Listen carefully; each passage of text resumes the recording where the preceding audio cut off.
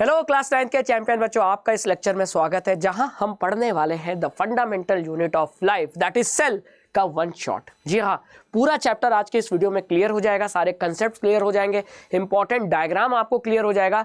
बस आपको वीडियो को एंड तक देखना है। तो चलिए शुरुआत करते हैं। सबसे पहले अगर मैं आपसे पूछूं कि हमारी बॉडी किससे बनी है तो आप कहोगे सेल से, है ना। आपके घर कोई पालतू जानवर है, उसकी बॉडी किससे बनी है? सेल से। आपके घर में अगर कोई प्लांट है, उसकी बॉडी किससे बनी है? सेल से। और आपको अगर बुखार हो गया है या आपको सर्दी जुकाम है तो जिस बैक्टीरिया वायरस से आप बीमार पड़ गए उसकी बॉडी किससे बनी है? तो आप कहोगे सेल से। जी हाँ, इसीलिए सेल को कहते हैं fundamental unit of life. Fundamental वो चीज़ होती है जो सब में पाई जाए। तो सारे लिविंग ऑर्गेनिज्म में सेल होता है, इसीलिए सेल फंडामेंटल होता है। बात क्लियर हुई? जी हाँ। तो अब आगे बढ़ते हैं। और अगर आपसे कोई पूछे कि what are living organism made up of, तो सारे लिविंग ऑर्गेनिज्म किससे बने हैं? सारे लिविंग ऑर्गेनिज्म बने हैं सेल से। और ये रहा सेल का डायग्राम।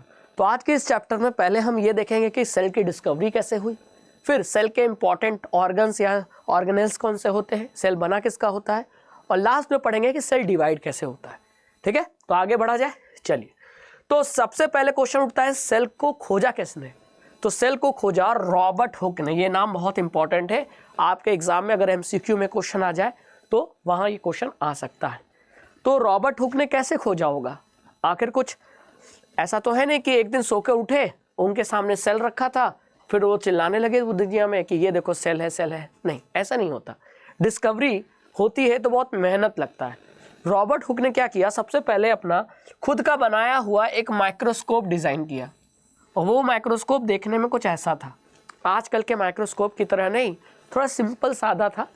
लेकिन जब इन्होंने इस माइक्रोस्कोप को बनाया और माइक्रोस्कोप के नीचे यानी यहाँ पर, है ना, जहाँ हम सैंपल रखते हैं जिसको हमको देखना है जूम करके, तो वो सैंपल जो था वो किसका था?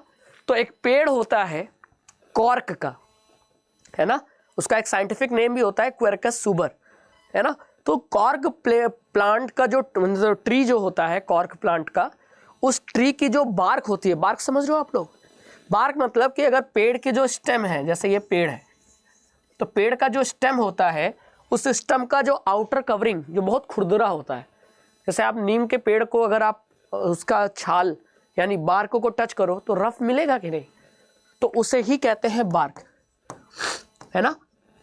तो उसी को क्या किया, खुरचा, खुरचा मतलब उसको स्क्रैप किया, उसको निकाला, उखाड़ा, और फिर उसको माइक्रोस्कोप, अपने हाथ से जो माइक्रोस्कोप बनाया था रॉबर्ट हुक ने, उस माइक्रोस्कोप के नीचे उस कॉर्क को रखा और फिर कॉर्क से देखा, उसको माइक्रोस्कोप की मदद से कॉर्क को देखा। किसने? रॉबर्ट हुक ने।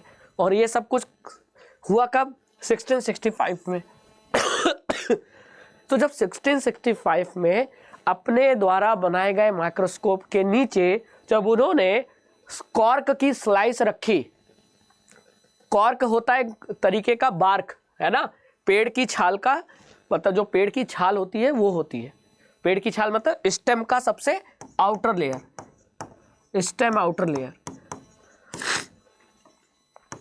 और वो चाहो तो आप लोग निकाल भी सकते हो। आपके घर में अगर कोई पेड़ है तो पेड़ का जो स्टेम है, तना, उसका सबसे आउटर लेयर जिसको आप टच कर रहे हो उसको आप निकाल सकते हो, है ना, चाकू से निकाल लो, है ना। और आपके घर में कोई कैंची वैची है उससे खोद के निकाल लो। और उसी को, यही काम रॉबर्ट हुक ने किया और उसको माइक्रोस्कोप के नीचे रखा। तो उन्होंने क्या दिखाई दिया? उन्हें कुछ ऐसा दिखाई दिया। ऐसा देखने में लग रहा है ना, मधुमक्खी का छत्ता यानी हनी कम्ब लाइक कंपार्टमेंट्स नजर आए, जिसमें छोटे छोटे कंपार्टमेंट हैं। और इन्हीं कंपार्टमेंट को नाम दिया रॉबर्ट हुक ने, क्या? सेल। क्योंकि लैटिन भाषा में छोटे कमरों को क्या कहा जाता है? सेल कहा जाता है। और यही छोटे कमरों को जो सेल कहा जाता है, यही नाम फिर रॉबर्ट हुक ने इन टाइनी कंपार्टमेंट्स को दे दिया। और बाद में चल के पूरी दुनिया ने इसे सेल सेल सेल बोलना स्टार्ट कर दिया। तो सेल का मतलब होता है छोटा कमरा। और ये माइक्रोस्कोप में देखने पर कॉर्क कैसा नजर आया? उसमें छोटे छोटे कंपार्टमेंट्स नजर आए। तो उन्हीं कंपार्टमेंट को छोटा कमरा, जो लैटिन भाषा में जिसे सेल कहते हैं, वही नाम यहाँ पड़ गया, है ना। जैसे वाई का नाम कुछ था सुरेश, एक्स पैदा हुआ तो एक्स का नाम हमने वाई के नाम पर सुरेश रख दिया, वही चीज़ यहाँ भी हुई, ठीक है। और जब से रॉबर्ट हुक ने इन कंपार्टमेंट को सेल बोलना शुरू किया, पूरी दुनिया सेल बोलना शुरू कर दी। तो यहाँ से सेल की खोज हो गई, ठीक है। और सेल हर जगह पाया जाता है और इसका एक्सपेरिमेंट आपके क्लास 9 में कराया जाता है स्कूलों में कि जो ओनियन बल्ब है उसका छिलका निकाल कर उसे डाई से कलर करके जब माइक्रोस्कोप में देखते हैं तो वहाँ भी तो ये टाइनी कंपार्टमेंट्स नज़र आते हैं। और ये जो कंपार्टमेंट्स नज़र आ रहे हैं ये क्या है, ये भी तो सेल ही है कि नहीं बच्चा लोग? जी हाँ, ये भी क्या है, सेल है, ठीक है। तो all living organism are made up of tiny compartments, जिसे हम सेल कहते हैं। सेल का मतलब लैटिन भाषा में क्या होता था, छोटा कमरा। तो ये भी छोटे छोटे कमरों की तरह है, इसलिए नाम दे दिया सेल। लेकिन कमरे जितने बड़े नहीं है, लेकिन है छोटे, ठीक है। बात समझ में आ गई? चलिए, अब एक बात जरूरी है जानना कि जो रॉबर्ट हुक ने सेल खोजा था वो डेड सेल था, लिविंग सेल नहीं था। पहला लिविंग सेल किसने खोजा था? एंटोनी वॉन ल्यूवेनहॉक ने। कब? 1674 में। कहाँ खोजा था? तालाब के पानी में। तालाब से पानी निकाला, उसको माइक्रोस्कोप में देखा तो उसमें सेल से बने जो ऑर्गेनिज्म थे वो मूव कर रहे थे, यानी उसमें जान थी, वो लिविंग थे। तो पहला लिविंग सेल ल्यूवेनहॉक ने खोजा। तो क्वेश्चन अगर ये आए फर्स्ट लिविंग सेल किसने खोजा, तब आप रॉबर्ट हुक नाम नहीं दोगे, तब ल्यूवेनहॉक टिक करोगे। अगर ये पूछा जाए सिर्फ कि फर्स्ट सेल किसने खोजा तो फिर रॉबर्ट हुक नाम दोगे, ठीक है, क्लियर। चलिए, फिर सेल के अंदर न्यूक्लियस होता है ना। तो न्यूक्लियस की खोज किसने की थी? रॉबर्ट ब्राउन ने खोजा था 1831 में, ठीक है। और सेल के अंदर जो फ्लूइड भरा होता है उसे प्रोटोप्लाज्म नाम दिया था किसने? पुरकिंजी ने। कब? 1839 में। तो ये सब इंपॉर्टेंट है कि प्रोटोप्लाज्म टर्म देने वाले कौन साइंटिस्ट थे, न्यूक्लियस खोजने वाले कौन थे, लिविंग सेल खोजने वाले कौन थे, ये सारे साइंटिस्ट का नाम आपको याद रखना ज़रूरी है। इसीलिए हमने इसको कवर किया है और आपके एनसीईआरटी में से अलग से बॉक्स बनाकर दिखाया है, तो हमने इसको कवर कर लिया, ठीक है, याद रहेगा। चलिए, अब जितने भी ऑर्गेनिज्म हैं उनका शरीर या तो एक सेल का बना है या एक से ज़्यादा बहुत सारे सेल का बना है। तो ऐसे ऑर्गेनिज्म जो एक सेल के बने हैं वो कहलाते हैं यूनिसेलुलर। यूनि का मतलब एक, सेलुलर का मतलब सेल, यानी made up of one cell. Example sir बताइए? एमोइबा है, क्लेमाइडोमोनास है, बहुत सारे एग्जाम्पल अभी आएगा। लेकिन ऐसे ऑर्गेनिज्म जिनका शरीर एक से ज़्यादा सेल से बना है, जैसे हम लोग, जैसे आप, जैसे आपके घर का पालतू कुत्ता, जैसे आपके घर का कोई गमले में कोई प्लांट लगा है, वो सब मल्टी सेलुलर है, क्योंकि हम सब की बॉडी एक नहीं अरबों खरबों सेल से बनी है। तो वी आर मल्टी सेलुलर। तो on the basis of number of cell, cell कितने टाइप का होता है? दो टाइप का, यूनिसेलुलर और मल्टी सेलुलर। अब यूनिसेलुलर की बात आएगी तो एग्जाम्पल है chlamydomonas, paramecium, amoeba, these are all unicellular organism, ठीक है। अगर कभी एग्जाम्पल आता है, सब्जेक्टिव क्वेश्चन आता है कि name 2 examples of unicellular organism, तो आप इन तीनों में से 2 का नाम लिख सकते हैं। एमोइबा सबको याद रहता है ना। एमोइबा कैसा है? एमोइबा एक पूरा ऑर्गेनिज्म है, लेकिन ये पूरा ऑर्गेनिज्म केवल एक सेल का बना है। हम भी एक पूरे ऑर्गेनिज्म है, लेकिन हम करोड़ों अरबों सेल से बने। तो ये यूनिसेलुलर है, हम मल्टी सेलुलर है, ठीक है। चलिए आगे चलते हैं। मल्टी सेलुलर में आपके सारे एनिमल्स आ गए, सारे प्लांट्स आ गए, फंगस आ गए। तो मल्टी सेलुलर एग्जाम्पल अगर पूछेगा तो आप लिख सकते हो, प्लांट का नाम लिख देना, एनिमल्स का नाम लिख देना, फंगस का नाम लिख देना, क्लियर। चलिए, अब a cell is able to live and perform all its function because of these organelles. अब क्वेश्चन ये उठता है कि एंटोनी वॉन ल्यूवेनहॉक ने सेल को खोजा था, वो सेल लिविंग था, पहला लिविंग सेल तो उन्होंने खोजा। तो आखिर सेल के अंदर लिविंग कैपेसिटी कब से आई, क्यों आई? अगर कोई सेल जिंदा है, यानी वो कुछ एक्शन, कुछ प्रोसेस परफॉर्म कर रहा है, तो उसके अंदर ये फंक्शन परफॉर्म करने की कैपेसिटी कैसे आई? उसके सेल ऑर्गेनेल्स के वजह से। अगर सेल में सेल ऑर्गेनेल्स ना हो तो सेल डेड हो जाएगा, मर जाएगा। लेकिन अगर सेल में सेल ऑर्गेनेल्स होंगे तो वो सेल ऑर्गेनेल्स सारे फंक्शन परफॉर्म करेंगे, जिससे सेल जिंदा रहेगा, लिविंग रहेगा। तो यानी सेल में सेल ऑर्गेनेल्स का होना बहुत ज़रूरी है, तब जाकर सेल लिविंग हो पाएगा। तो these cell organelles together constitute the basic unit called cell. यानी कि सेल के अंदर जो सेलुलर ऑर्गेनेल्स है उनको मिलाकर ही सेल बनता है, उनको अलग करके सेल नहीं बनता। चाहे वो न्यूक्लियस हो, चाहे लाइसोसोम हो, चाहे माइटोकॉन्ड्रिया हो, एंडोप्लाज्मिक रेटिकुलम हो, गोल्गी कॉम्प्लेक्स हो, ये सभी सेलुलर ऑर्गेनेल्स सेल ऑर्गेनेल्स के एग्जाम्पल हैं। इनसे मिलके ही सेल बनता है। और सेल इसीलिए क्या होता है, बेसिक यूनिट। ठीक है, क्लियर। अब क्वेश्चन ये उठता है, सेल बना किसका होता है? What is a cell made up of? What is the structural organisation of the cell? तो बेटा आपको ये समझना पड़ेगा कि सेल बेसिकली 3 चीज़ों से बना है। सेल में बेसिकली 3 चीज़ें पाई जाती हैं। जब आप उसको माइक्रोस्कोप में देखोगे, पढ़ोगे, तो 3 चीज़ें क्या क्या है? तो 3 चीज़ों में नाम आता है प्लाज्मा मेम्ब्रेन जो हर सेल में होता है, न्यूक्लियस जो हर सेल में होता है, साइटोप्लाज्म जो हर सेल में होता है। तो ये बेसिक 3 चीज़ें हैं जिनसे हर सेल बना है। और इसी साइटोप्लाज्म में तैरते हुए पाए जाते हैं सेल ऑर्गेनेल्स। तो साइटोप्लाज्म जो साइटोप्लाज्म है वो फ्लूइड की तरह है। जैसे बैलून में पानी भर दो तो बैलून क्या हो गया, बैलून जो हो गया वो मेम्ब्रेन हो गया, और उसके अंदर जो पानी भरा है वो साइटोप्लाज्म हो गया। अब उसी पानी में अगर आप कुछ टुकड़े डाल दो प्लास्टिक के, तो वो हो गए सेल ऑर्गेनेल्स जो साइटोप्लाज्म में क्या कर रहे हैं, फ्लोट कर रहे हैं, तैर रहे हैं।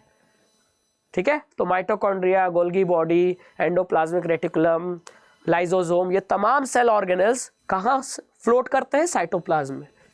यानी साइटोप्लाज्म में जो सेल ऑर्गेनेल्स है वो न्यूक्लियस और प्लाज्मा मेम्ब्रेन, बेसिकली इन्हीं 3 चीज़ों से सेल बना होता है, चाहे वो यूनिसेलुलर सेल हो या मल्टी सेलुलर ऑर्गेनिज्म का सेल हो। तो यानी what is cell made up of? Cell are made up of basic 3 components, plasma membrane जिसे सेल मेम्ब्रेन भी कहते हैं, क्या भी कहते हैं, सेल मेम्ब्रेन, न्यूक्लियस और साइटोप्लाज्म। ठीक है, तो इसीलिए लिखा है कि if we study a cell under a microscope we would come across the 3 features in almost every cell. Her cell में 3 चीजें जरूर होंगी, उसका एक सेल मेम्ब्रेन होगा, एक न्यूक्लियस होगा और साइटोप्लाज्म होगा जिसमें सेल ऑर्गेनेल्स फ्लोट कर रहे होते हैं। अब इन तीनों को हम 1 बाय 1 पढ़ते हैं। सबसे पहले क्या पढ़ेंगे, प्लाज्मा मेम्ब्रेन जिसे सेल मेम्ब्रेन भी कहा जाता है। ठीक है, चलिए अब किसी भी सेल का जो कवरिंग होता है, जैसे हम लोग बैग लेके चलते हैं, है ना, तो बैग के अंदर सामान रखते हैं, तो बैग एक तरीके की कवरिंग होगी। जैसे आपका स्कूल बैग है, आप अपने बुक्स, अपने बैग, बुक्स, अपने बॉक्स, टिफिन, बॉटल सब अंदर रखते हो बैग के, तो यानी आपकी कवरिंग क्या है, कवरिंग बैग है। ठीक उसी तरह हर सेल की जो कवरिंग होती है, outermost covering of the cell, उसे हम सेल मेम्ब्रेन कहते हैं। और ये सेल मेम्ब्रेन सेल के कंटेंट को एक्सटर्नल इन्वायरमेंट से क्या करता है, सेपरेट करता है।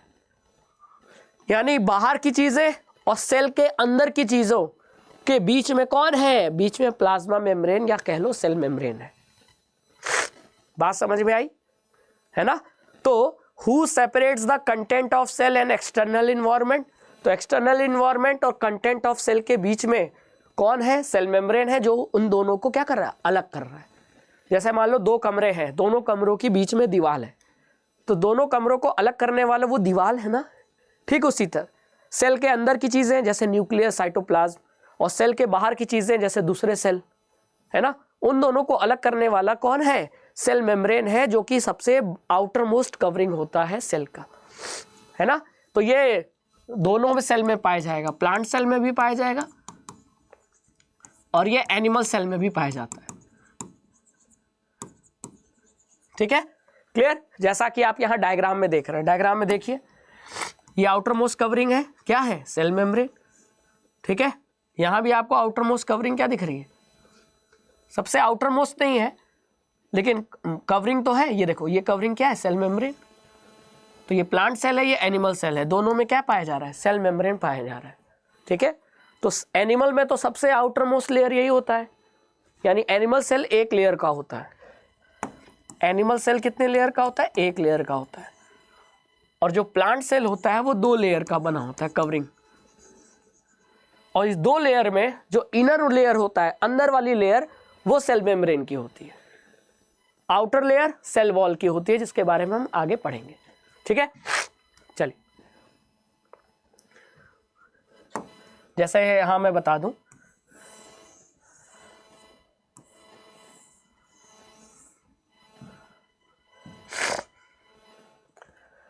देखो जैसे प्लांट सेल की बात करें तो प्लांट सेल में जो बाहरी सबसे बाहर वाली लेयर होती है वो सेल वॉल होती है, और अंदर वाली जो लेयर होती है वो सेल मेम्ब्रेन होती है। ठीक है, लेकिन होगी जरूर। और एनिमल सेल में तो एक ही लेयर होती है, और वो एक लेयर किसकी होगी? सेल मेम्ब्रेन की होगी। ये बात समझ में आ गई? चलिए अब आगे चलते हैं अगले कंसेप्ट पे। यहां क्या लिखा है देखिए ध्यान से, द प्लाज्मा मेम्ब्रेन अलाउज और permits the entry and exit of some material in and out of the cell. अब क्योंकि जो सेल की बाउंड्री है वो सेल मेम्ब्रेन से बनी है, तो ये बाउंड्री ये सेल मेम्ब्रेन ही तो डिसाइड करेगी कि कौन सा मटेरियल सेल के अंदर जाएगा, कौन सा मटेरियल सेल के बाहर जाएगा। तो who controls the exit and entry of the material in and out of the cell? तो एंट्री और एग्जिट को कंट्रोल करने वाला कौन है? सेल मेम्ब्रेन, यानी कि प्लाज्मा मेम्ब्रेन। अब जैसे ये मान लो सेल है ना, सेल से बाहर कोई चीज जानी है और सेल के अंदर कोई चीज आनी है, कौन डिसाइड करेगा? तो ये सेल मेम्ब्रेन ही तो डिसाइड करेगा, यही तो डिसाइड करेगा कि एक्स को बाहर जाना है, वाई को अंदर आना है, तो ये अलाउ कौन करेगा? सेल मेम्ब्रेन डिसाइड करेगा। जैसे मान लो गेट कीपर है, घर से अंदर जो बाहर जा रहे हैं तो गेट खोल दिया कि जाओ, और कोई मेहमान आ रहा है घर के अंदर, गेट खोल दिया जाओ। तो घर के अंदर जो लोग आ रहे हैं, घर के बाहर जा रहे हैं, कौन गेट खोल रहा है, कौन अलाउ कर रहा है? Gatekeeper, guard. ठीक उसी तरह प्लाज्मा मेम्ब्रेन डिसाइड करता है कौन सा मटेरियल सेल के अंदर जाएगा, कौन सेल के बाहर जाएगा। ठीक है, और it also prevents movement of some other material, और जो मटेरियल को सेल के अंदर नहीं जाना है उसे सेल मेम्ब्रेन रोक देता है। जैसे मान लीजिए कि आपके घर में कोई गार्ड था, अब आपने बोल रखा है कि कोई अगर मान लो डिलीवरी वाला आए, कोई कोरियर लेकर आए, तो उसे घर के बाहर ही रोक दो। तो गार्ड क्या करेगा? कोई कोरियर लेकर आएगा, कहेगा भैया यही सामान रख दो, घर के अंदर नहीं जाना है। तो इसका मतलब कि जो मटेरियल को सेल के अंदर नहीं जाना है उसे रोकना, प्रिवेंट करने का काम भी कौन करता है? सेल मेम्ब्रेन करता है। बात समझ में आ गई? तो यानी गार्ड की तरह है। ठीक है, और इसीलिए यानी कुछ सेलेक्टिव चीज़ों का ही एंट्री और एग्जिट करने का अलाउ करता है सेल मेम्ब्रेन। हर मटेरियल को एंट्री और एग्जिट अलाउ नहीं है, इसीलिए सेल मेम्ब्रेन को क्या कहा जाता है? सेलेक्टिवली परमिएबल मेम्ब्रेन कहा जाता है। यानी कुछ सेलेक्टेड चीज़ों का ही ये एंट्री और एग्जिट अलाउ करता है, यानी कुछ सेलेक्टेड सब्सटेंस का ही ये परमिएबिलिटी अलाउ करता है, सेलेक्टिव चीज़ों का ही ये मूवमेंट बर्दाश्त करता है। तो which membrane is selectively permeable membrane? तो आंसर है सेल और प्लाज्मा मेम्ब्रेन, जो कह लो, is selectively permeable in nature. Selectively permeable क्यों? क्योंकि कुछ सब्सटेंस को अलाउ करेगा, कुछ को अलाउ नहीं करेगा। तो ये दोहरा व्यवहार है इसका, क्योंकि जिसकी नीड है अंदर जाओ, बाहर जाओ, लेकिन जिसकी नीड नहीं है वो बाहर रुको, अंदर रुको। तो रोकने और अलाउ करने का काम सेल मेम्ब्रेन का है, इसीलिए इसे हम सेलेक्टिवली परमिएबल मेम्ब्रेन कहते हैं। अब देखो ये सेल मेम्ब्रेन है, अब कई चीज़ें सेल के बाहर है, आउटसाइड, कई चीज़ें सेल के अंदर है, लेकिन कुछ चीज़ें बाहर जा रही हैं, कुछ चीज़ें अंदर आ रही हैं, कुछ चीज़ें बाहर की बाहर हैं, अंदर की अंदर ही हैं। तो यानी सभी को अलाउ नहीं कर रहा, सेलेक्टेड चीज़ों को ही अलाउ करता है मूवमेंट के लिए। तो इसीलिए सेल मेम्ब्रेन को कहा जाता है सेलेक्टिवली परमिएबल मेम्ब्रेन। लेकिन क्या होगा कि अगर हम किसी how does the movement of substance takes place into the cell, how do the substance move out of the cell? अब आपने सर ये तो बता दिया कि सेल मेम्ब्रेन से चीज़ें अंदर जाती हैं सेल के, और सेल की चीज़ें बाहर आती हैं, लेकिन ये कैसे होगा? तो यहाँ रोल है डिफ्यूज़न का। किसका रोल है? डिफ्यूज़न का। ठीक है, तो यहाँ डिफ्यूज़न का बहुत बड़ा रोल है। जैसे कार्बन डाइऑक्साइड हो गया, ऑक्सीजन हो गया, तो अब आप समझिए सेल के अंदर बहुत सारे मेटाबॉलिक प्रोसेस चल रहे हैं, केमिकल रिएक्शन चल रहे हैं, और उसके कारण कार्बन डाइऑक्साइड बन रहा है। तो कार्बन डाइऑक्साइड सेल के लिए क्या है? अच्छी चीज़ है कि बेकार? पहले ये सोचो, बेकार चीज़ है ना? वेस्ट है, क्या है, वेस्ट। तो सेल क्या चाहेगा कि कार्बन डाइऑक्साइड को क्या करूं मैं, बाहर निकाल दूं, वेस्ट है। तो अब कार्बन डाइऑक्साइड का कंसंट्रेशन सेल के अंदर क्या है, हाई, और कार्बन डाइऑक्साइड का कंसंट्रेशन सेल के बाहर क्या है, लो। तो कंसंट्रेशन में अंतर है, डिफरेंस है। तो अब क्या होगा, अब CO2 हाई कंसंट्रेशन से लो कंसंट्रेशन की तरफ क्या करेगा, मूव करेगा, और इसी प्रोसेस को डिफ्यूजन कहते हैं। और ये किसके थ्रू मूव कर रहा है, कौन अलाउ कर रहा है, यहां है ये सेल मेम्ब्रेन। इसने कहा कि ठीक है CO2 तुम मेरे से पास हो जाओ और बाहर चले जाओ, क्यों, क्योंकि बाहर तुम्हारा कंसंट्रेशन कम है। उसी तरह बाहर ऑक्सीजन ज्यादा है, अंदर ऑक्सीजन कम है, बाहर ऑक्सीजन हाई है, अंदर ऑक्सीजन लो है। तो यहां से ऑक्सीजन अंदर जाएगा, हाई से लो कंसंट्रेशन। ये भी कौन सा प्रोसेस हुआ, डिफ्यूजन। यानी कि जो सेल मेम्ब्रेन हम बोल रहे हैं कि सिलेक्टेड सब्सटेंस को ही सेल के अंदर और बाहर जाने देता है, तो वो जो मूवमेंट हो रही है, वो मूवमेंट किस प्रोसेस से हो रही है, वो मूवमेंट हो रही है डिफ्यूजन प्रोसेस से। डिफ्यूजन में चीजें हाई कंसंट्रेशन से किधर जाती हैं, लो कंसंट्रेशन की तरफ मूव करती हैं। बात समझ में आई, ठीक, क्लियर। वही चीज यहां डिफ्यूजन ऑफ CO2 जो कि सेलुलर वेस्ट है, ये भी पूछा जा सकता है। सेलुलर वेस्ट का एग्जांपल बताइए, तो CO2, ठीक है। तो जैसे मान लो सेल है, सेल के अंदर क्या हो रहा है, रिस्पिरेशन। रिस्पिरेशन से क्या पैदा हो रहा है, कार्बन डाइऑक्साइड। अब कार्बन डाइऑक्साइड अंदर ज़्यादा हो गया, सेल के अंदर कंसंट्रेशन ज़्यादा हो गया, कार्बन डाइऑक्साइड का कंसंट्रेशन सेल के बाहर लो है ना। तो फिर तो डिफ्यूजन प्रोसेस से इस सेल मेम्ब्रेन को क्रॉस करते हुए, ये रहा ना सेल मेम्ब्रेन, ये तो सेल ही मेम्ब्रेन है ना। सेल मेम्ब्रेन क्या करेगा, CO2 को हाई से लो कंसंट्रेशन की तरफ मूवमेंट अलाउ करेगा। तो इस तरीके से CO2 बाहर निकल जाएगा। और अगर ऑक्सीजन की बात करें तो ऑक्सीजन का कंसंट्रेशन बाहर हाई है और अंदर लो है। ऑक्सीजन की जरूरत सेल के अंदर है, तो यहां ये एग्जिट हुआ, यहां ये एंट्री होगा। तो इसीलिए हमने पढ़ा था, याद करो, कि द प्लाज्मा मेम्ब्रेन अलाउ और permit the entry and exit. Exit किसका हुआ, कार्बन डाइऑक्साइड का, एंट्री किसका हुआ, ऑक्सीजन का, of some material in and out of the cell. लेकिन कुछ ही मटेरियल का, उनमें से एग्जांपल है जैसे कार्बन डाइऑक्साइड का, ऑक्सीजन का। और ये सारा कुछ किस प्रोसेस के थ्रू हो रहा है, हाई टू लो कंसंट्रेशन वाला, तो डिफ्यूजन प्रोसेस से हो रहा है। अब वो मैंने आपको यहां समझा दिया, ठीक है। अब बात करें कार्बन डाइऑक्साइड ऑक्सीजन के अलावा पानी का भी तो मूवमेंट होगा। पानी भी तो सेल के अंदर जाएगा, सेल के बाहर जाएगा, ठीक है। और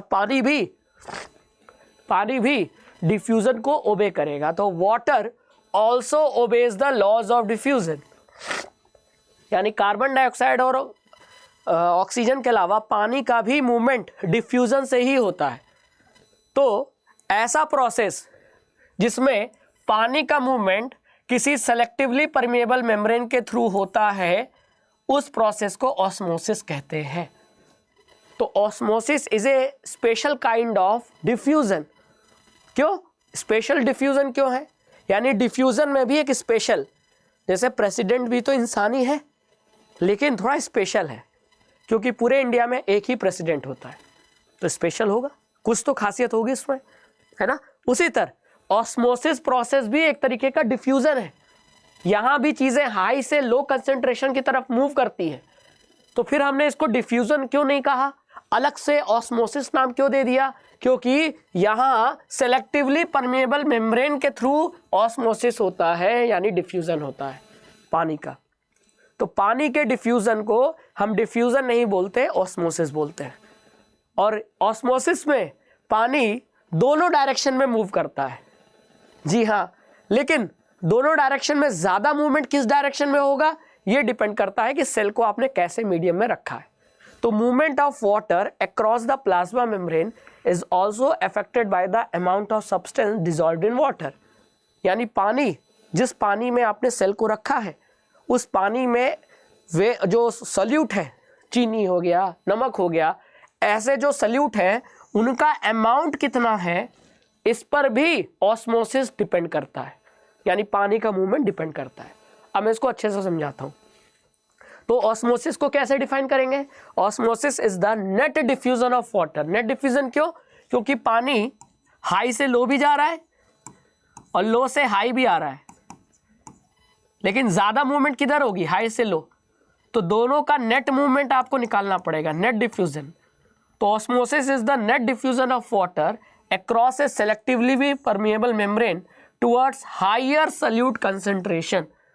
तो अगर आपको ऑस्मोसिस की डिफिनीशन लिखने आएगी तो आप यही डिफिनीशन लिखोगे जो यहां लिखी हुई है। अब मैं इसको डायग्राम के थ्रू समझाऊंगा, तब ज्यादा क्लियर होगा। ठीक है? Osmosis is the net diffusion of water across a selectively permeable membrane, that is cell membrane, towards higher solute concentration। तो जिधर सल्यूट हाई होगा उधर पानी कम होगा ना, समझो बात को। सल्यूट का कंसंट्रेशन हाई है, पानी का तो लो होगा फिर, तो इसका मतलब पानी कम की तरफ जा रहा है। किधर से? हाई से लो की तरफ जा रहा है पानी।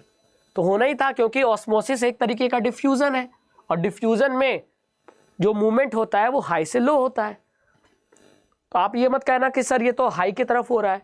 अरे पानी का मूवमेंट हो रहा है, लेकिन जिधर पानी कम है उधर सल्यूट ज्यादा होगा, तो इसीलिए लिखा हायर सल्यूट कंसंट्रेशन की तरफ हो रहा है। ठीक है? अब इसको मैं समझाता हूं। देखो सिंपल सी चीज है, जैसे ये सेल है ना, और ये सराउंडिंग मीडियम। सराउंडिंग मीडियम में 10 ml पानी है और यहां 2 ml पानी है। अब पानी किधर से किधर मूव करेगा? तो पानी 2 से बाहर भी जाएगा और बाहर ज्यादा है तो बाहर से अंदर भी आएगा। समझे? हाँ, तो इसीलिए कह रहे हैं पानी का मूवमेंट दोनों डायरेक्शन में होगा। और ये किसके क्रॉस हो रहा है? Selectively permeable membrane. ये मेम्ब्रेन है ना, सेल मेम्ब्रेन, इसी के क्रॉस तो पानी का मूवमेंट हो रहा है। अब मान लेते हैं कि 1 मिनट में 1 ml पानी बाहर निकल गया, लेकिन 6 ml पानी अंदर चला गया। तो नेट कितना पानी मूव किया? नेट कितना डिफ्यूजन हुआ? तो नेट डिफ्यूजन हुआ आपका 6 - 1 यानी 5 ml का। तो नेट 5 ml पानी कहां गया? अंदर गया। तो इसका मतलब पानी बाहर ज्यादा कंसंट्रेशन था, पानी का कंसंट्रेशन हाई था, और सेल के अंदर पानी का कंसंट्रेशन लो था। तो नेट मूवमेंट तो हाई से लो ही तो हुई। नेट मूवमेंट कुल मिला के कितना? मैंने आपको 10 रुपए दिए, आपसे 2 रुपए ले लिए, तो कुल मिला के मैंने आपको 8 रुपए दिए। वही बात यहां हो रही है कि 10 ml पानी बाहर, 2 ml पानी सेल के अंदर। तो पानी बाहर भी गया, सेल के बाहर भी गया, सेल के अंदर भी आया, लेकिन कुल मिला के 5 ml पानी सेल के अंदर आया। क्यों? क्योंकि सेल के बाहर पानी ज्यादा था, सेल के अंदर पानी कम था। तो है ना डिफ्यूजन, क्योंकि हाई से लो तो मूवमेंट हो रहा है ना, तो है तो डिफ्यूजन ही, लेकिन किसके क्रॉस हो रहा है? सेलेक्टिवली परमिएबल मेम्ब्रेन के क्रॉस। तो इसीलिए इस डिफ्यूजन को हम डिफ्यूजन ना बोल के क्या कहेंगे? ऑस्मोसिस कहेंगे। क्या कहेंगे? ऑस्मोसिस कहेंगे, क्योंकि ये किसके क्रॉस हो रहा है? सेलेक्टिवली परमिएबल मेम्ब्रेन के क्रॉस हो रहा है। बात समझ में आई? क्लियर हुआ? हाँ, तो ऑस्मोसिस में पानी का मूवमेंट दोनों तरफ होता है, तो आपको नेट डिफ्यूजन निकालना होता है। ठीक है? अच्छा, हाई से लो, तो लो किसका कंसंट्रेशन है? पानी का। तो जहां पानी का कंसंट्रेशन लो होगा वहां सल्यूट का कंसंट्रेशन क्या ऑटोमेटिकली हाई हुआ ना? सल्यूट का कंसंट्रेशन हाई हुआ। तो इसीलिए कहा जा रहा है ना कि पानी का मूवमेंट किधर हो रहा है? Towards high solute concentration. इसीलिए यहां डिफिनीशन लिखी है कि osmosis is the net diffusion of water across a selectively permeable membrane towards higher solute concentration, या कह लो टुवर्ड्स लोअर वाटर कंसंट्रेशन। दोनों डिफिनीशन सही है। जिधर पानी कम है उधर की तरफ, या जिधर सॉल्यूट का कंसंट्रेशन ज्यादा उधर की तरफ, जो नेट मूवमेंट हो रहा है, डिफ्यूजन हो रहा है पानी का अक्रॉस सेलेक्टिवली परमिएबल मेम्ब्रेन, उसी डिफ्यूजन को हम क्या कहते हैं? ऑस्मोसिस कहते हैं। ठीक है? अब अगर आप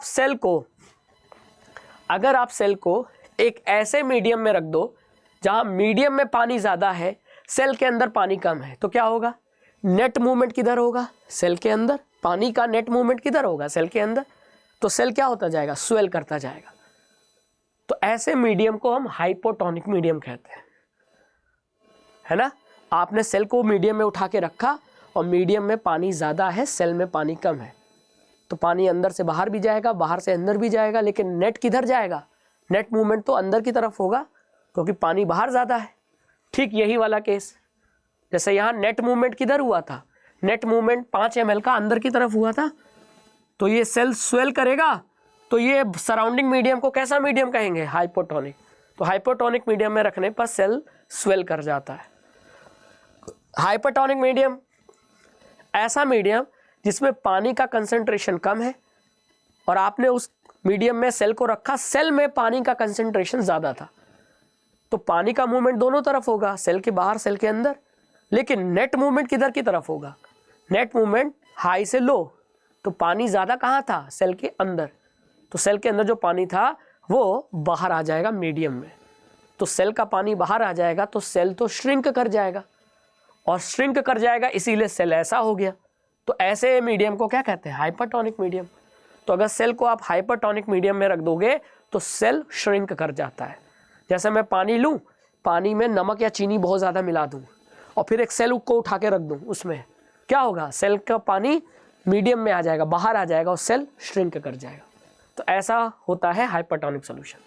और आइसोटोनिक मतलब ऐसा मीडियम जिसमें सेल में जितना पानी है उतना ही पानी बाहर है मीडियम में। तो जितना पानी अंदर आया उतना पानी बाहर गया, नेट मूवमेंट 0, तो सेल ना श्रिंक कर रहा है ना स्वेल कर रहा है, सेल की साइज जैसे है वैसे ही मेंटेन है। ऐसे सोल्यूशन को हम आइसोटोनिक सोल्यूशन कहते हैं। तो on the basis of osmosis there are 3 types of solution, hypotonic, hypertonic and isotonic. ठीक है।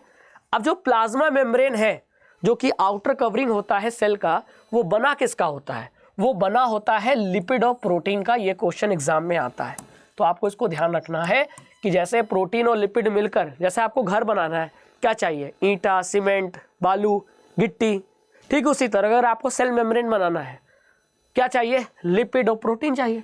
आपको सैंडविच बनाना है तो क्या चाहिए, ब्रेड और आलू, उसके बीच में रखोगे तब जाके सैंडविच बनेगा। ठीक उसी तरह अगर प्लाज्मा मेम्ब्रेन बनाना है जो कि लगभग फ्लेक्सिबल होता है, और फ्लेक्सिबल होता है क्यों, क्योंकि बना किसका होता है, लिपिड का, प्रोटीन का। तो ये देख रहे हो प्लाज्मा मेम्ब्रेन की लेयर, ये लिपिड और प्रोटीन से ही बनी है। ठीक है, चलिए अब the flexibility of cell membrane, इसका बहुत फायदा है। कई ऐसे ऑर्गेनिज्म इसका फायदा उठाते हैं कि उनका जो सेल मेम्ब्रेन है वो फ्लेक्सिबल है, तो क्यों ना इसका कुछ यूज किया जाए। तो the flexibility of the cell membrane also enables the cell to engulf food, food को निगलने में हेल्प कर देता है ये सेल मेम्ब्रेन, क्योंकि ये फ्लेक्सिबल है। जैसे एमोइबा के केस में, एमोइबा खाने को देखता है ना, तो अपने सेल मेम्ब्रेन को क्या करता है, मूव करता है और घेर लेता है खाने को। देखो ये खाना है, उसको घेर लिया एमोइबा ने, है ना, और फिर ये खाना फ्यूज हो जाएगा और चला जाएगा एमोइबा के शरीर में। तो इस प्रोसेस को कहते हैं एंडोसाइटोसिस, है ना। Amoeba acquires it food through such process, यानी एंडोसाइटोसिस के थ्रू एमोइबा अपने खाने को निगलता है। और एंडोसाइटोसिस का मतलब कि प्लाज्मा मेम्ब्रेन, एमोइबा अपने प्लाज्मा मेम्ब्रेन को फ्लेक्सिबल है, तो उस फ्लेक्सिबिलिटी का फायदा उठाकर फूड को सराउंड कर लेता है और फूड को अपने वैक्यूल, जो कि एमोइबा के अंदर वैक्यूल होता है, उससे फ्यूज करा देता है, और खाना एमोइबा के शरीर के अंदर जाकर वहीं ब्रेक हो जाता है और न्यूट्रिएंट्स मिल जाते हैं और वेस्ट चीज़ें बाहर निकल जाती है। तो इस प्रोसेस को एंडोसाइटोसिस कहते हैं। ठीक है, तो अगर कोई पूछे कि एंडोसाइटोसिस क्यों हो पाया, क्यों, क्योंकि सेल मेम्ब्रेन क्या होता है, फ्लेक्सिबल, और फ्लेक्सिबल होने की वजह से एमोइबा अपना शेप चेंज करता है, और चेंज करके वो फूड को घेर लेता है और फिर अपने अंदर ले लेता है, और इसी प्रोसेस को एंडोसाइटोसिस कहते हैं। और इस तरीके से एमोइबा को खाना मिलता है। ठीक है, चलिए अब आता है सेल वॉल। सेल मेम्ब्रेन तो हर सेल में होता है, सेल वॉल जो कि सेल मेम्ब्रेन के भी बाहर पाया जाता है, ये केवल होता है प्लांट सेल में, ओनली इन प्लांट सेल, केवल पाया जाता है प्लांट्स में। एनिमल सेल में सेल वॉल नहीं होता। तो अगर आप यहाँ ध्यान से देखिए, ये जो लेयर है ये सेल मेम्ब्रेन है जो कि हर सेल में होता है। और मैंने पहले भी बताया था कि प्लांट सेल में जो कवरिंग होती है वो 2 लेयर की बनी होती है। अंदर वाली लेयर यानी ये जो सेकंड नंबर की लेयर है ये सेल मेम्ब्रेन होती है, लेकिन जो बाहर वाली लेयर है वो कौन सी होती है? सेल वॉल होती है। तो cell wall is not found in animal cell, cell wall is only present in plant cell. तो in plant cell in addition to the plasma membrane have another rigid outer covering called cell wall.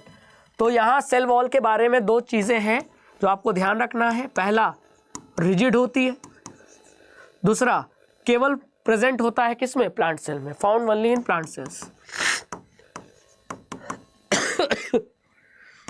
Found in plant cells only. ठीक है।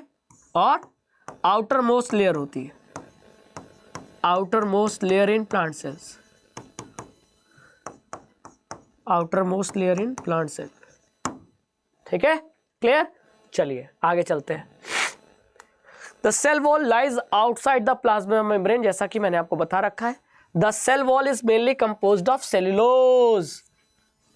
तो cell membrane किसका बना था? याद आया कुछ? सेल मेम्ब्रेन बना था लिपिड और प्रोटीन का। लेकिन सेल वॉल किसका बना होता अगर आपसे ये पूछे तो सेल वॉल बना होता है सेल्यूलोज का। किसका? सेल्यूलोज का। ठीक है, क्लियर?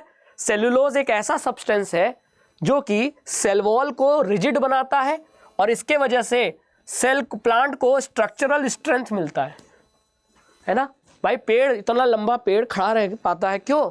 क्योंकि उसका स्टेम रिजिड है। क्यों रिजिड है? क्योंकि उसमें पाया जा रहा है सेल, जिसमें है सेल वॉल जो कि बना है सेल्यूलोज से। सेल्यूलोज रिजिड है और इसीलिए प्लांट को क्या दे रहा है? मैकेनिकल सपोर्ट, स्ट्रक्चरल स्ट्रेंथ दे रहा है। समझ में आया? तो सेल्यूलोज का कमाल है बेटा, सेल्यूलोज का। और सेल्यूलोज के फाइबर भी हम लोग यूज करते हैं। आपके घर में अगर बोरी होगी, कट्टे जिसमें गेहूं अनाज हम रखते हैं, तो जूट की बोरी है, तो ये जूट की बोरी फाइबर है, किससे बने? सेल्यूलोज से बने। जी हाँ, चल। तो सेल्यूलोज का काम समझ में आया, सेल वॉल का काम समझ में आया। ठीक है। मैंने लिविंग प्लांट सेल, अब देखो होता क्या है कि सेल वॉल रिजिड है तो वो अपनी जगह को नहीं छोड़ता, लेकिन सेल मेम्ब्रेन फ्लेक्सिबल है, वो मूव कर सकता है। तो इसीलिए अगर हम किसी सेल को हाइपरटोनिक सोल्यूशन में रखते हैं, when a living plant cell loses water, तो पानी कब लूज करेगा? सेल का पानी बाहर कब जाएगा? जब हम सेल को एक ऐसे मीडियम में रखें जहां पानी कम है ना। सेल में पानी ज्यादा है, बाहर पानी कम है, तो क्या होगा? नेट मूवमेंट बाहर की तरफ होगा, तो क्या होगा? सेल श्रिंक कर जाएगा। तो the content of the cell move away from the cell wall. तो सेल वॉल अपनी जगह रहेगा, लेकिन सेल मेम्ब्रेन और उसके अंदर की चीजें सब सिकुड़कर एक जगह आ जाएंगी। तो इस प्रोसेस को कहते हैं प्लाज्मोलाइसिस। क्या कहते हैं? प्लाज्मोलाइसिस। यानी अगर आप किसी प्लांट सेल को हाइपरटोनिक सॉल्यूशन में रखोगे तो सेल वॉल को छोड़कर सेल वॉल के अंदर जितनी चीजें हैं सेल में, वो सब श्रिंक होकर एक जगह इकट्ठा हो जाएगी और सिकुड़ जाएगी, लेकिन सेल वॉल अपनी जगह ही रहेगा। तो इस प्रोसेस को क्या कहते हैं? प्लाज्मोलाइसिस। क्या कहते हैं? प्लाज्मोलाइसिस कहते हैं। ठीक है। और अगर हम किसी प्लांट सेल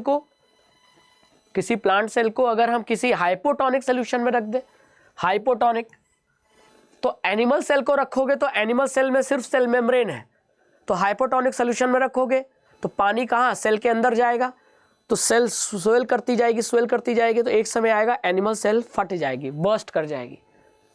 लेकिन अगर किसी प्लांट सेल को आप हाइपोटोनिक सॉल्यूशन में रखोगे तो वो इतनी जल्दी बर्स्ट नहीं करेगी। क्यों?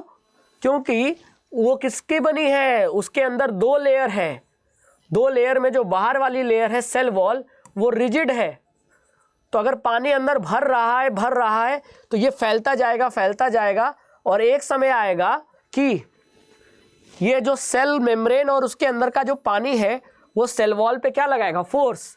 लेकिन सेल वॉल तो रिजिड है, वो भी बराबर फोर्स लगा देगी, तो इतने जल्दी बर्स्ट नहीं होगी। तो वही लिखा है कि cell wall permit the cell of plant, fungi and bacteria to withstand very dilute external media without bursting.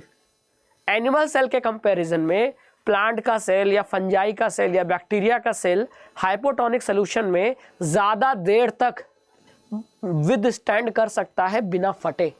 तो ये किसका मेहरबानी है? सेल वॉल की मेहरबानी है, ठीक है, क्योंकि सेल वॉल सेल को फटने नहीं देता। लेकिन एनिमल सेल में सेल वॉल होता नहीं, तो वो सेल मेम्ब्रेन फूलते फूलते फूलते एक समय ऐसे आते हैं कि फट जाता है। जैसे बैलून में पानी भरते जाओ या हवा भरते जाओ तो एक समय आएगा ना बैलून फट जाएगा, वही एनिमल सेल के साथ होता है। लेकिन प्लांट सेल में बाहर एक स्ट्रॉन्ग कवरिंग है, तो उसके कारण बहुत लंबे समय तक झेल लेता है, मतलब फटने का जो चांस है वो बहुत देर में होगा। तो ये क्रेडिट जाता है सेल वॉल को, क्योंकि सेल वॉल रिजिड होता है, ठीक है। The cell swells building up pressure against the cell wall, the wall exert an equal pressure against the swollen cell, and because of their wall such cells can withstand much greater changes in the surrounding medium। इसीलिए animal cell के comparison में plant cell, bacteria का cell या fungi का cell है ना, अपने surrounding medium में होने वाले चेंजेस को ज़्यादा बर्दाश्त कर लेता है, क्योंकि उसके पास है रिजिड सेल वॉल। ठीक है, समझ में आया? चलिए, अब आपने ओनियन पील का टेम्परेरी माउंट बनाया है, यानी आपके स्कूल में ये एक्सपेरिमेंट हुआ होगा जहाँ प्याज के छिलके से आपने उसमें डाई डालकर उसको ओनियन माइक्रोस्कोप के अंदर रखा होगा, तो आपने सेल देखा होगा, है ना।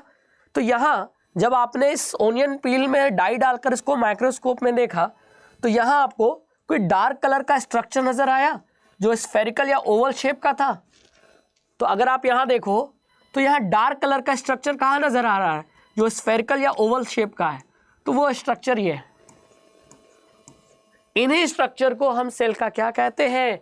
इन्हीं स्ट्रक्चर को सेल का न्यूक्लियस कहते हैं।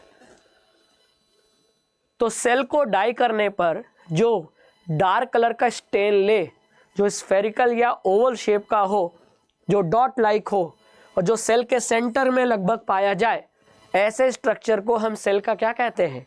न्यूक्लियस कहते हैं, जिसकी खोज रॉबर्ट ब्राउन ने की थी। ठीक है, चलो, ठीक है। जो न्यूक्लियस होता है वो डबल मेम्ब्रेन का होता है, उसमें डबल कवरिंग होती है और उसे कहते हैं न्यूक्लियर मेम्ब्रेन। तो अगर आप यहाँ ध्यान से देखो तो यहाँ जो ये सेल का न्यूक्लियस है, ये जो न्यूक्लियस है ये डबल लेयर का होगा।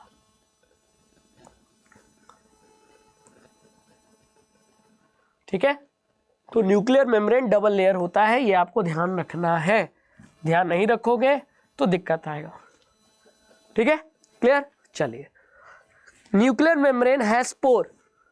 अब ये न्यूक्लियर मेम्ब्रेन में आपको पोर नजर आ रहा है? नहीं नजर आ रहा, तो ये देखो छोटे छोटे छेद होते हैं, यानी ये सेल के अंदर न्यूक्लियस किससे सराउंडेड है? न्यूक्लियर मेम्ब्रेन से। और वो न्यूक्लियर मेम्ब्रेन में छोटे छोटे क्या होते हैं? पोर होते हैं। और इस पोर की मदद से सेल की चीज़ें न्यूक्लियस के अंदर और न्यूक्लियस से बाहर जा सकती हैं। तो nuclear membrane has pore which allow the transfer of material from inside the nucleus to outside, that is to the cytoplasm। यानी न्यूक्लियस की अंदर की चीज़ें न्यूक्लियस के बाहर, यानी सेल के अंदर लेकिन न्यूक्लियस के बाहर साइटोप्लाज्म में कैसे मूव करेंगी?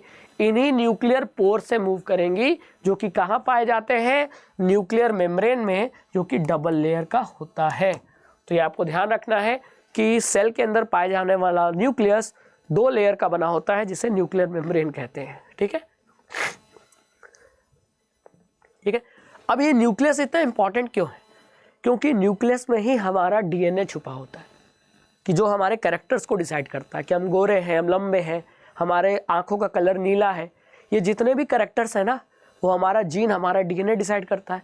और वो पाया जाता है कहाँ? न्यूक्लियस में। तो nucleus contain chromosome which are visible as rod shaped structure only when the cell is about to divide। मतलब जब सेल डिवाइड होने लगता है तो ये जो डीएनए है ना, ये कॉइल होकर एक रॉड शेप का स्ट्रक्चर बना लेता है, जिसे हम कहते हैं क्रोमोसोम। तो आपको क्रोमोसोम ये जो स्ट्रक्चर दिखेगा, वो कब दिखेगा? जब सेल डिवाइड होने वाला होगा, तभी आपको ये रॉड शेप स्ट्रक्चर दिखेगा, नहीं तो आपको ये स्ट्रक्चर दिखाई नहीं देगा। और इसी क्रोमोसोम में क्या पाया जाता है? डीएनए पाया जाता है और प्रोटीन पाया जाता है। यानी क्रोमोसोम किसका बना है? डीएनए और प्रोटीन का बना है। ये ऑप्शन आ सकता है, एग्जाम में क्वेश्चन आ सकता है। Chromosome are made up of DNA and protein. ठीक है, डीएनए मॉलिक्यूल्स कंटेन द, अब देखो क्रोमोसोम किससे बना है? डीएनए से। डीएनए में क्या छुपा है? हमारे इंफॉर्मेशन, हेरिडिटी इंफॉर्मेशन। और हेरिडिटी इंफॉर्मेशन डीएनए के सारे सेगमेंट में नहीं है। अगर डीएनए का सेगमेंट इतना बड़ा है तो कहीं कहीं पर हमारी इंफॉर्मेशन छुपी है हमारे कैरेक्टर को डिसाइड करने वाली। तो उतने पार्ट को, यानी फंक्शनल पार्ट ऑफ डीएनए को हम कहते हैं gene. The functional segment of DNA are called jeans.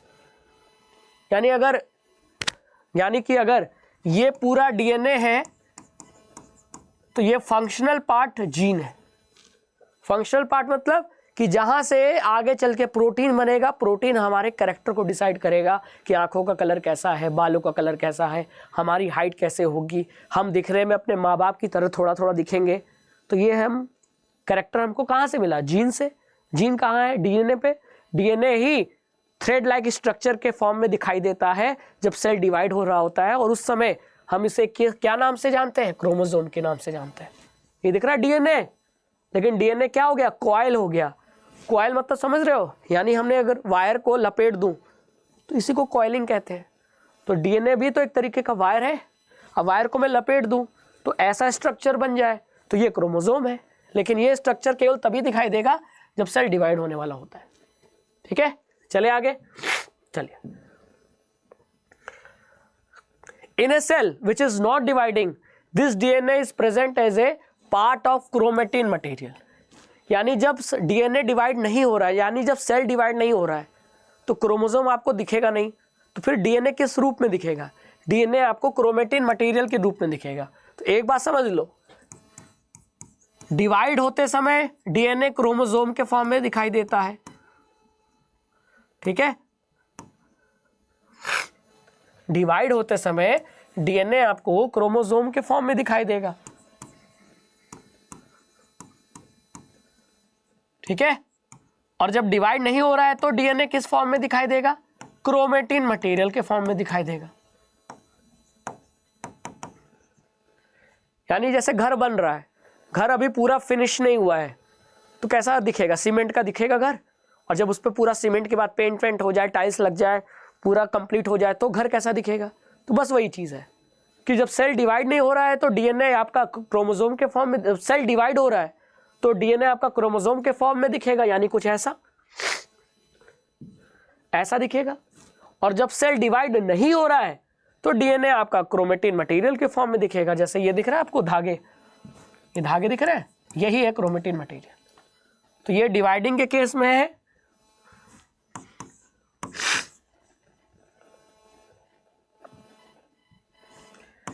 ये डिवाइडिंग के केस में है, और ये नॉट डिवाइडिंग के केस में। ठीक है, whenever the cell is about to divide, the chromatin material gets organized into chromosome। तो जब सेल डिवाइड होने वाला होता है तो क्रोमेटिन मटेरियल ऑर्गेनाइज होकर क्या बना लेता है? क्रोमोसोम। और जब एक बार क्रोमोसोम बनकर डिवीजन हो जाता है तो वापस से ये क्रोमोसोम क्रोमेटिन मटेरियल में बन जाता है। तो ये इंटरचेंजिंग चलती रहती है। ठीक है, चलिए। In some organism like bacteria, the nuclear region of the cell may be purely defined due to the absence of nuclear membrane। अब देखो, अब बात आ रही है पहली बार प्रोकैरियोटिक सेल की। तो प्रोकैरियोटिक सेल में मेम्ब्रेन नहीं होता, कवरिंग नहीं होती। अब हमने पढ़ा है कि न्यूक्लियस में तो कवरिंग होती है, तो ये यूकैरियोटिक सेल की बात हो रही है। प्रोकैरियोटिक सेल में न्यूक्लियस के बाहर कोई कवरिंग नहीं होती। तो जब कवरिंग है नहीं तो न्यूक्लियस पहचानना बहुत मुश्किल है। जब आप माइक्रोस्कोप में देखोगे सेल को तो उसमें न्यूक्लियस कहाँ है सही से डिफाइन नहीं होगा। हाँ, ये बोल सकते हो कि ये वो एरिया है जहां न्यूक्लियस हो सकता है, लेकिन आप न्यूक्लियस को सही लोकेशन पे आइडेंटिफाई नहीं कर पाओगे। आप बस एक एरिया रीजन बता सकते हो कि यहां पाया जाएगा न्यूक्लियस प्रोकैरियोटिक सेल में। तो प्रोकैरियोटिक सेल में न्यूक्लियर रीजन को जहां न्यूक्लियस पाया जा सकता है उसे क्या कहते हैं? तो अनडिफाइंड न्यूक्लियर रीजन को न्यूक्लियोइड कहते हैं, जहां केवल न्यूक्लिक एसिड होता है। यानी यूकैरियोटिक सेल में प्रॉपर डीएनए न्यूक्लियस होगा, न्यूक्लियस में बाहर 2 मेम्ब्रेन होगा, 2 लेयर की मेम्ब्रेन होगी और उस न्यूक्लियस के अंदर डीएनए होगा जो कि कभी कभी क्रोमोसोम के फॉर्म में दिखाई देगा जब सेल डिवाइड होना है, और जब सेल डिवाइड नहीं होना है तो क्रोमेटिन मटेरियल के फॉर्म में दिखाई देगा। लेकिन प्रोकैरियोटिक सेल में जो मेम्ब्रेन होता ही नहीं तो वहाँ आपको न्यूक्लियस नहीं नजर आता, वहाँ अनडिफाइंड न्यूक्लियर रीजन दिखता है, जैसे कि आप यहाँ देख पा रहे हो। इसे ही न्यूक्लियोइड कहते हैं। यानी सिंपल सादा लैंग्वेज में बात करें तो न्यूक्लियस यूकैरियोटिक सेल में होता है, प्रोकैरियोटिक सेल में न्यूक्लियोइड होता है, न्यूक्लियस नहीं होता। क्यों? क्योंकि वहाँ मेम्ब्रेन ही नहीं है। प्रोकैरियोटिक सेल के न्यूक्लियस में मेम्ब्रेन नहीं होती तो फिर उस रीजन को हम न्यूक्लियोइड कह देते हैं। ठीक है, बात समझ में आई? तो यहां से 2 टाइप के सेल फिर नजर आए। एक बार हमने टाइप ऑफ सेल पहले भी पढ़ा है, लेकिन वो on the basis of number of cell था, unicellular, multicellular. Again type of cell, ये on the basis of number नहीं है, ये स्ट्रक्चरल डिफरेंस के बेसिस पे है कि प्रोकैरियोटिक सेल क्या होता है और यूकैरियोटिक सेल क्या होता है। तो प्रोकैरियोटिक सेल में न्यूक्लियर मेम्ब्रेन या किसी सेल मेम्ब्रेन के बाहर मेम्ब्रेन नहीं होती, लैक सेल मेम्ब्रेन या न्यूक्लियर मेम्ब्रेन, तो वो हो गया प्रोकैरियोटिक सेल। और ऐसे ऑर्गेनिज्म को प्रोकैरियोट्स कहते हैं। जैसे ये ऐसे ऑर्गेनिज्म जिसमें प्रोकैरियोटिक सेल पाया जाए। अब प्रोकैरियोटिक सेल मतलब ऐसा सेल जिसके न्यूक्लियस में कोई मेम्ब्रेन ना हो, जिसके सेल ऑर्गेनेल्स में कोई मेम्ब्रेन ना हो। तो मेम्ब्रेन लैक, जिसमें मेम्ब्रेन ना हो, ऐसे सेल को हम प्रोकैरियोटिक सेल कहते हैं और ऐसे ऑर्गेनिज्म को प्रोकैरियोट्स कहते हैं। लेकिन ऐसा ऑर्गेनिज्म जिसमें ऐसा सेल पाया जाए जिसके न्यूक्लियस के बाहर में कवरिंग हो, न्यूक्लियर मेम्ब्रेन हो, ऐसे सेल को हम यूकैरियोटिक सेल कहते हैं। तो अगर आपसे क्वेश्चन में पूछूं कि बताओ इंसानों में कैसा सेल है, यूकैरियोटिक सेल है, प्रोकैरियोटिक सेल है, तो आपका आंसर होगा यूकैरियोटिक सेल, जो कि सही आंसर है ना। क्योंकि पहले प्रोकैरियोटिक सेल आए, बाद में इनसे डेवलप होकर यूकैरियोटिक सेल आए। तो एडवांस कौन सा है, ज़्यादा टेक्निकल तरीके से एडवांस है, वो यूकैरियोटिक सेल है। तो ये यूकैरियोटिक सेल का फिगर हो गया, ये प्रोकैरियोटिक सेल का फिगर हो गया। ठीक है, समझ में आया? Prokaryotic cell lack most of the other cytoplasmic organelles present in eukaryotic cell. Eukaryotic cell में जैसे माइटोकॉन्ड्रिया होता है, गोल्गी बॉडीज होता है, ऐसे सेल ऑर्गेनेल्स प्रोकैरियोटिक सेल में नहीं पाए जाते। तो आपके एग्जाम में प्रोकैरियोटिक सेल और यूकैरियोटिक सेल के बीच में डिफरेंस पूछा जाता है। अब आप डिफरेंस बता सकते हो क्या? प्रोकैरियोटिक सेल में न्यूक्लियर मेम्ब्रेन नहीं होता, यूकैरियोटिक सेल के न्यूक्लियस में न्यूक्लियर मेम्ब्रेन होता है। प्रोकैरियोटिक सेल में अनडिफाइंड न्यूक्लियस होता है जिसे न्यूक्लियोइड कहते हैं। यूकैरियोटिक सेल में डिफाइंड एरिया होता है जिसे न्यूक्लियस कहते हैं, है ना। तो इस तरीके से आप डिफिनीशन लिख सकते हो। अब आता है थर्ड, जो बहुत इंपॉर्टेंट है। तो प्लाज्मा मेम्ब्रेन, हमने सेल के बेसिकली 3 पार्ट पढ़े थे ना, सेल मेम्ब्रेन, न्यूक्लियस और तीसरा साइटोप्लाज्म। तो अब आ जाते हैं साइटोप्लाज्म में। तो अगर हम सेल को माउंट करके माइक्रोस्कोप में देखें तो जो डार्क कलर का, जो स्फेरिकल और ओवल शेप का था, वो तो न्यूक्लियस था। लेकिन इसके अगल बगल का कलर देखो क्या है, लाइट कलर है, यही क्या है, साइटोप्लाज्म। तो सेल को स्टेन करने पर जो लाइट कलर का रीजन है, larger region of each cell enclose by the cell membrane, this region take ups the very little stain, उसे ही साइटोप्लाज्म कहते हैं। सेल को कलर करना होता है यानी डाई करना होता है, तो डाई करने पर जो डार्क कलर का राउंड शेप का स्ट्रक्चर दिखे वो न्यूक्लियस होता है। लेकिन सेल को डाई करने पर जो हल्का कलर का एरिया आपको दिखाई दे, जैसे ये सब, ये होता है साइटोप्लाज्म, जो एक तरीके का फ्लूइड होता है, लिक्विड की तरह होता है। ठीक है, और ये सबसे बाहर वाली कवरिंग क्या हो गई, सेल मेम्ब्रेन हो गई। ठीक है, तो cytoplasm is the fluid content inside the plasma membrane, it also contains many specialised cell organelle. तो मैंने पहले भी कहा था कि सेल के अंदर फ्लूइड भरा होता है जिसे साइटोप्लाज्म कहते हैं, और इसी फ्लूइड में सेल मेम्ब्रेन, सेल ऑर्गेनेल्स तैर रहे होते हैं। क्या कर रहे होते हैं, तैर रहे होते हैं, या कह लो फ्लोट कर रहे होते हैं। तो सेल का सबसे बाहर कवरिंग सेल मेम्ब्रेन, उसके अंदर फ्लूइड भरा है जिसको साइटोप्लाज्म कह रहे हैं। उसी साइटोप्लाज्म में न्यूक्लियस है और साथ ही साथ सेल ऑर्गेनेल्स है। ये है सेल, ठीक है।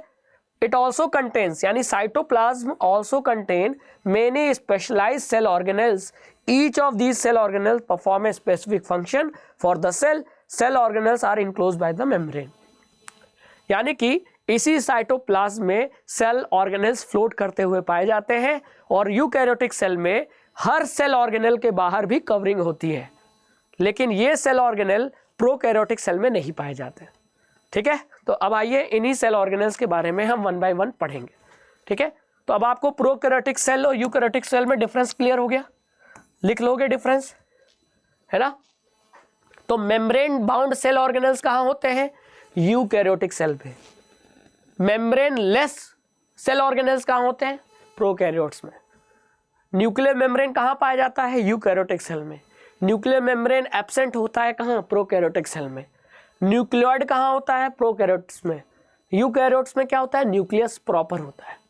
ये तीन डिफरेंस आप लिख सकते हो, ठीक है। चलिए अब एक बात आ जाती है वायरस की, ठीक है। The significance of membrane can be illustrated by the viruses. अब सेल मेम्ब्रेन में, सेल का मेम्ब्रेन, सेल ऑर्गेनेल का मेम्ब्रेन, यानी कवरिंग होना बहुत जरूरी है। कवरिंग के वजह से कोई चीज लिविंग या नॉन लिविंग है ये जस्टिफाई किया जा सकता है। जैसे वायरस, वायरस क्या है? नॉन लिविंग और लिविंग के बीच में कनेक्शन लिंक है, क्योंकि वायरस जब तक बॉडी के बाहर, होस्ट के बाहर रहेगा तब तक वो नॉन लिविंग है। क्यों? क्योंकि वायरस के शरीर में, वायरस में मेम्ब्रेन नहीं होता और इसीलिए वो नॉन लिविंग है। लेकिन वही वायरस जब बॉडी में एंटर कर जाता है तो लिविंग हो जाता है। क्यों? क्योंकि फिर वो अपने हमारी मशीनरी का यूज करके, हमारे सेल के ऑर्गेनेल्स का यूज करके वायरस अपना नंबर बढ़ाता है। तो मेम्ब्रेन होना बहुत जरूरी है। अब आप ये वायरस के एग्जाम्पल से ही समझ सकते हैं कि viruses lack any membrane and hence do not show characteristic of life until they enter a living body and use its cell machinery to multiply। Virus में कोई मेम्ब्रेन नहीं होता और वायरस जब तक बॉडी के बाहर है वो क्या रहता है? वो नॉन लिविंग रहता है। लेकिन जैसे ही वो होस्ट के शरीर में जाता है, होस्ट की सेल की मशीनरी को यूज कर कर वो अपने आप को मल्टीप्लाई करने लगता है, ठीक है। चले आगे, चलिए अब बात आ जाती है सेल ऑर्गेनेल्स की, ठीक है। तो सेल ऑर्गेनेल्स में हमको एंडोप्लाज्मिक रेटिकुलम पढ़ना है, गोल्गी बॉडीज पढ़ना है, हमको लाइसोसोम्स पढ़ना है, हमको माइटोकॉन्ड्रिया पढ़ना है, हमको क्लोरोप्लास्ट पढ़ना है, हमको वैक्यूल्स पढ़ना है, ठीक है। तो 1 2 3 4 5 6 इतने सेल ऑर्गेनेल्स पढ़ने हैं वन बाय वन। इनका फंक्शन बहुत इंपॉर्टेंट है। तो जो पहला है वो है एंडोप्लाज्मिक रेटिकुलम। अब एंडोप्लाज्मिक रेटिकुलम कैसा दिखता है? तो जरा ये सेल को देखो, सेल के अंदर ये वाला स्ट्रक्चर दिख रहा है, जिसको बड़ा करके दिखाया जाए तो ये कुछ ऐसा दिखेगा, या कह लो ऐसा दिखेगा। यही है एंडोप्लाज्मिक रेटिकुलम। तो एंडोप्लाज्मिक रेटिकुलम, जिसे शॉर्ट में ER कहते हैं, is a large network of membrane bound tubes and sheets. Tube दिख रहा है और ये शीट दिख रही है, ट्यूब और शीट। और ये ट्यूब और शीट क्या मेम्ब्रेन से बाउंड है? इनके चारों तरफ मेम्ब्रेन है, हाँ है, देखो ये मेम्ब्रेन दिख रही है कि नहीं। तो मेम्ब्रेन बाउंड ट्यूब और शीट लाइक स्ट्रक्चर को ही सेल के अंदर जो पाया जाता है उसे ही एंडोप्लाज्मिक रेटिकुलम कहते हैं। It look like long tubules और राउंड और ऑब्लॉन्ग बैग वेसिकल। ये दिखते कैसे हैं? देखने में ये ट्यूब की तरह नजर आते हैं, ये राउंड शेप के भी नजर आ सकते हैं, देखो ये राउंड शेप का, और ये ऑब्लॉन्ग बैग्स की तरह, यानी ये जो बैग्स हैं उसके तरह भी, शीट की तरह भी नजर आ सकते हैं, ठीक है। तो अगर आपसे कोई पूछे कि the network of membrane tubes and sheet are known as endoplasmic reticulum, कहाँ पाए जाते हैं? सेल के साइटोप्लाज्म में, ठीक है। अब ये कितने टाइप के होते हैं? ये 2 टाइप के होते हैं, रफ एंडोप्लाज्मिक रेटिकुलम जिसे RER कहते हैं, और स्मूथ एंडोप्लाज्मिक रेटिकुलम जिसे SER कहते हैं। अब रफ को रफ किसने बनाया, स्मूथ को स्मूथ किसने बनाया? ये डिसाइड होता है राइबोसोम से। किससे डिसाइड होता है? ये छिपा है कल्प्रिट, है ना, यही जिम्मेदार है। ऐसा एंडोप्लाज्मिक रेटिकुलम जिस पे राइबोसोम पाया जाए, जिस पे राइबोसोम पाया जाए वो हो जाता है रफ एंडोप्लाज्मिक रेटिकुलम। और ऐसा एंडोप्लाज्मिक रेटिकुलम जिस पे राइबोसोम नहीं होता, जैसे यहाँ देखो कहीं दिख रहा है आपको राइबोसोम, ये देखो डॉट डॉट स्ट्रक्चर राइबोसोम है, तो यहाँ कहीं दिख रहा है नहीं, तो वो हो जाएगा स्मूथ एंडोप्लाज्मिक रेटिकुलम। ठीक है, तो rough endoplasmic reticulum looks rough under a microscope because it has particles called ribosome attached to its surface. Surface पे राइबोसोम अटैच होते हैं, इसीलिए उन्हें हम रफ एंडोप्लाज्मिक रेटिकुलम कहते हैं। और राइबोसोम वही स्ट्रक्चर है, the ribosome which are present in all active cells are the site of proteins manufacture. और ये राइबोसोम पे ही क्या होता है, प्रोटीन की सिंथेसिस होती है। तो राइबोसोम कहाँ है, किसके सरफेस पे है, एंडोप्लाज्मिक रेटिकुलम के सरफेस पे है, और इसी वजह से वो एंडोप्लाज्मिक रेटिकुलम क्या कहलाएगा, रफ एंडोप्लाज्मिक रेटिकुलम, है ना। तो इसका मतलब कि राइबोसोम पर प्रोटीन की मैन्युफैक्चरिंग हो रही है, तो हम ये कह सकते हैं ना कि रफ एंडोप्लाज्मिक रेटिकुलम का काम क्या है, प्रोटीन बनाना। प्रोटीन बनाने का काम तो राइबोसोम का है, लेकिन राइबोसोम पाया कहाँ जा रहा है, रफ एंडोप्लाज्मिक रेटिकुलम पे।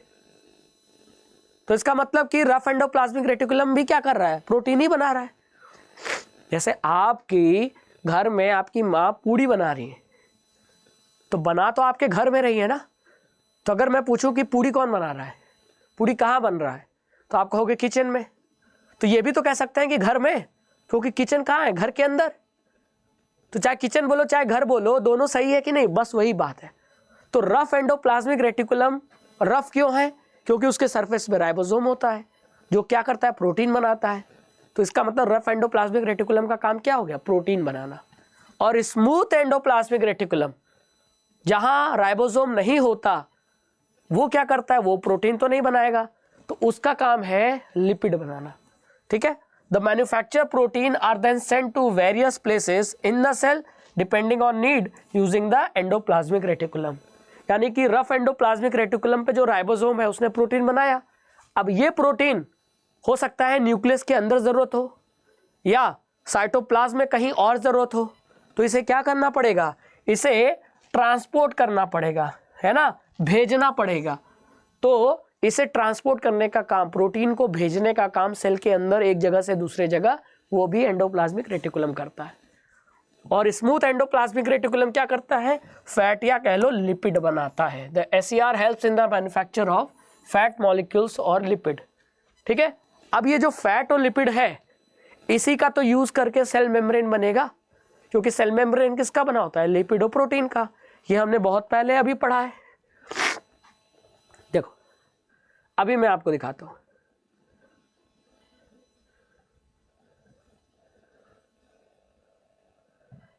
याद आया, सेल मेम्ब्रेन किसका बना है, लिपिड का, प्रोटीन का। प्रोटीन कौन बना रहा है, रफ एंडोप्लाज्मिक रेटिकुलम। लिपिड कौन बना रहा है, स्मूथ एंडोप्लाज्मिक रेटिकुलम।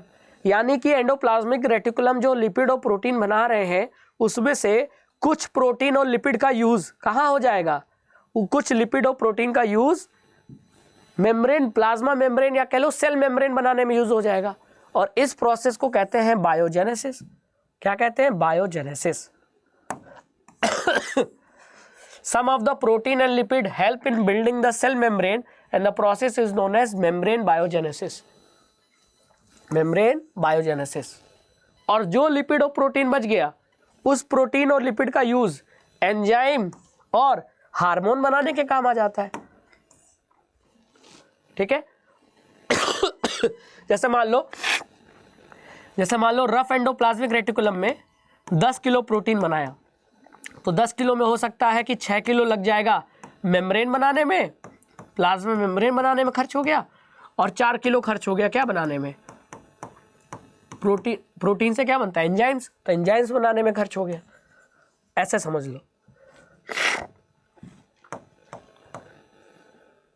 ठीक है, और जो स्मूथ एंडोप्लाज्मिक रेटिकुलम में मान लो 10 किलो क्या बनाया, लिपिड बनाया, तो 10 किलो के लिपिड में 6 किलो कहाँ खर्च हो गया, वही मेम्ब्रेन बनाने में, और 4 किलो खर्च हो गया क्या बनाने में, हार्मोन्स बनाने में, है ना, क्योंकि कई हार्मोन लिपिड नेचर के होते हैं। तो यानी कि एंडोप्लाज्मिक रेटिकुलम चाहे रफ हो चाहे स्मूथ हो, जो प्रोटीन और लिपिड बना रहे हैं वो प्रोटीन लिपिड का हो क्या रहा है, उसका यूज करके सेल मेम्ब्रेन बनाया जा रहा है और उसी का यूज करके एंजाइम्स और हार्मोन्स बनाया जा रहा है। तो ये सब एंडोप्लाज्मिक रेटिकुलम का क्या है, फंक्शन है।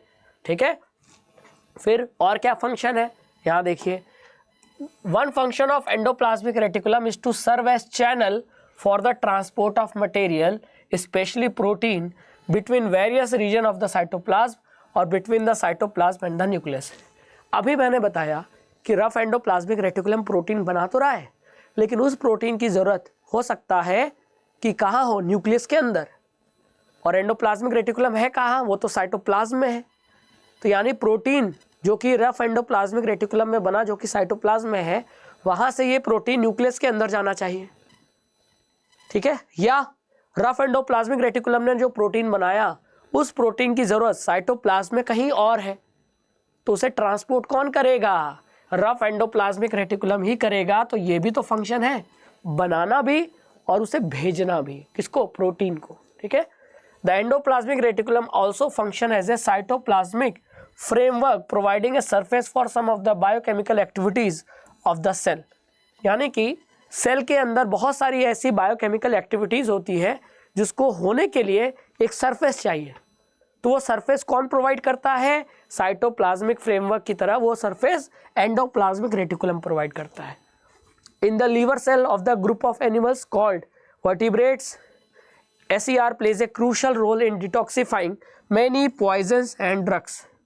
जो वर्टिब्रेट्स होते हैं, जिनमें बैकबोन होता है, उनका जो सेल होता है कौन सा, लीवर सेल, उस लीवर के सेल में जो स्मूथ एंडोप्लाज्मिक रेटिकुलम है, वो लिपिड बनाने के साथ साथ एक काम और करता है, वो डिटॉक्सिफाइंग की तरह काम करता है, पॉइजन और ड्रग को क्या करता है, रिमूव करता है। तो सेल से पॉइजन और ड्रग को रिमूव करने का काम लीवर के सेल में पाए जाने वाले स्मूथ एंडोप्लाज्मिक रेटिकुलम का है। ये भी एक एडिशनल फंक्शन है।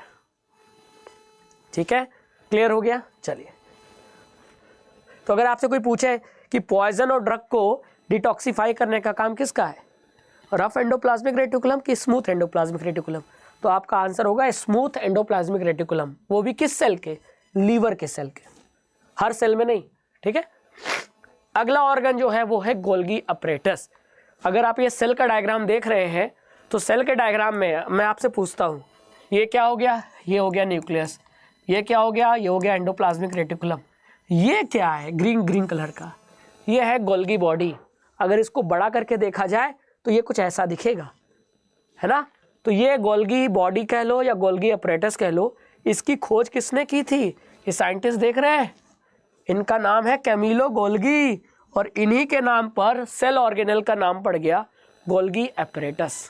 ठीक है, तो ये किसके बने होते हैं, मेम्ब्रेन तो होगा ही होगा भैया। यूकैरियोटिक सेल में हर सेल मेम्ब्रेन के बाहर तो मेम्ब्रेन तो होती ही है, सेल ऑर्गेनेल के बाहर, सॉरी, हर यूकैरियोटिक सेल में सेल ऑर्गेनेल के बाहर तो मेम्ब्रेन होगी। तो इसीलिए लिखा है membrane bound vesicles flattened sac arrange approximately parallel to each other in stacks called cistern। अब जरा ध्यान से देखो, ये मेम्ब्रेन बाउंड है, मेम्ब्रेन से घिरी है कि नहीं, हाँ घिरी है, और ये एक दूसरे के पैरेलल दिख रही है कि नहीं, ये हाँ, और ऐसा नहीं लगा कि एक के ऊपर एक लगाई गई है, इससे सीडी होती है, सीडी, ऐसा नहीं लग रहा है कि एक के ऊपर एक पैरेलल थ्रेड मेम्ब्रेन टाइप का जो सैक है, उसे ही हम गोल्गी अपरेटस कहते हैं। तो ये आपसे पूछा जा सकता है, बहुत इंपॉर्टेंट है, बहुत ज़्यादा, कि membrane bound vesicles arrange parallel, ये वेसिकल्स है, ये सब क्या है, वेसिकल्स, जो कि मेम्ब्रेन बाउंड है और पैरेलली अरेंज है। ठीक है, और पैरेलली अरेंज है किस फॉर्म में, स्टैक के फॉर्म में, जिसे क्या कहते हैं, सिस्टर्न कहते हैं। ये सब सिस्टर्न है। रैक होता है, आपने देखा होगा घर में कुछ अलमीरा टाइप की होती है जिसमें कई सारे लेयर होते हैं, एक के ऊपर एक किताबें या हम चीज़ें रखते हैं, या सीडी को रखने का जो अरेंजमेंट होता है वो स्टैक्स कहलाता है ना, तो वही कहलाता है स्टैक। तो ये गोल्गी अपरेटस के स्टैक को क्या कहते हैं, सिस्टर्न कहते हैं। ठीक है, तो ऐसा डायग्राम देखकर पूछे कि ये क्या है, तो समझ जाओगे गोल्गी अपरेटस, जिसको खोजा किसने, कैमिलो गोल्गी ने। ठीक है। अब ये जो मेम्ब्रेन होता है गोल्गी अपरेटस का, इसका connection often have connection with the membrane of endoplasmic reticulum and therefore constitute another portion of complex cellular membrane system. यानी एंडोप्लाज्मिक रेटिकुलम जुड़ा होता है किससे? गोल्गी अपरेटस से। तो ये दोनों मिलकर क्या बना रहे हैं? मेम्ब्रेन सिस्टम बना रहे हैं। सेल के अंदर एक कॉम्प्लेक्स मेम्ब्रेन सिस्टम बना रहे हैं। जैसे मैंने आपको यहां बताया था साइटोप्लाज्मिक फ्रेमवर्क, ये जो मेम्ब्रेन का सिस्टम समझ रहे हो, मतलब सेल के अंदर टनल है, सेल के अंदर टनल जैसा है। क्यों टनल बना? ये मेम्ब्रेन का बना हुआ टनल कैसे बना? तो ये ऐसे बना कि जो एंडोप्लाज्मिक रेटिकुलम है वो गोल्गी अपरेटस से कनेक्टेड है। तो ये एक तरीके का सेलुलर मेम्ब्रेन सिस्टम बन रहा है और इसकी मदद से एंडोप्लाज्मिक रेटिकुलम जो भी बना रहा है उसे भेजने के लिए पहले उसे क्या करना पड़ेगा? पैक करना पड़ेगा और तब डिस्पैच करना पड़ेगा। तो सब्सटेंस को पैक और डिस्पैच करने का काम किसका है? गोल्गी अपरेटस का। यहाँ बच्चे अक्सर कंफ्यूज हो जाते हैं एंडोप्लाज्मिक रेटिकुलम और गोल्गी अपरेटस के बीच में। तो यहाँ ये समझो कि एंडोप्लाज्मिक रेटिकुलम ने कुछ सब्सटेंस बनाया, अब उस सब्सटेंस को भेजना है तो पहले उसे पैक करना पड़ेगा, फिर उसे डिस्पैच करना पड़ेगा। जैसे मान लो आपको कोरियर करना है, आपकी कोई किताब है, आपका दोस्त किसी दूसरे शहर में है और आपको वो किताब अपने दोस्त को क्या करना है? कोरियर। तो क्या करोगे?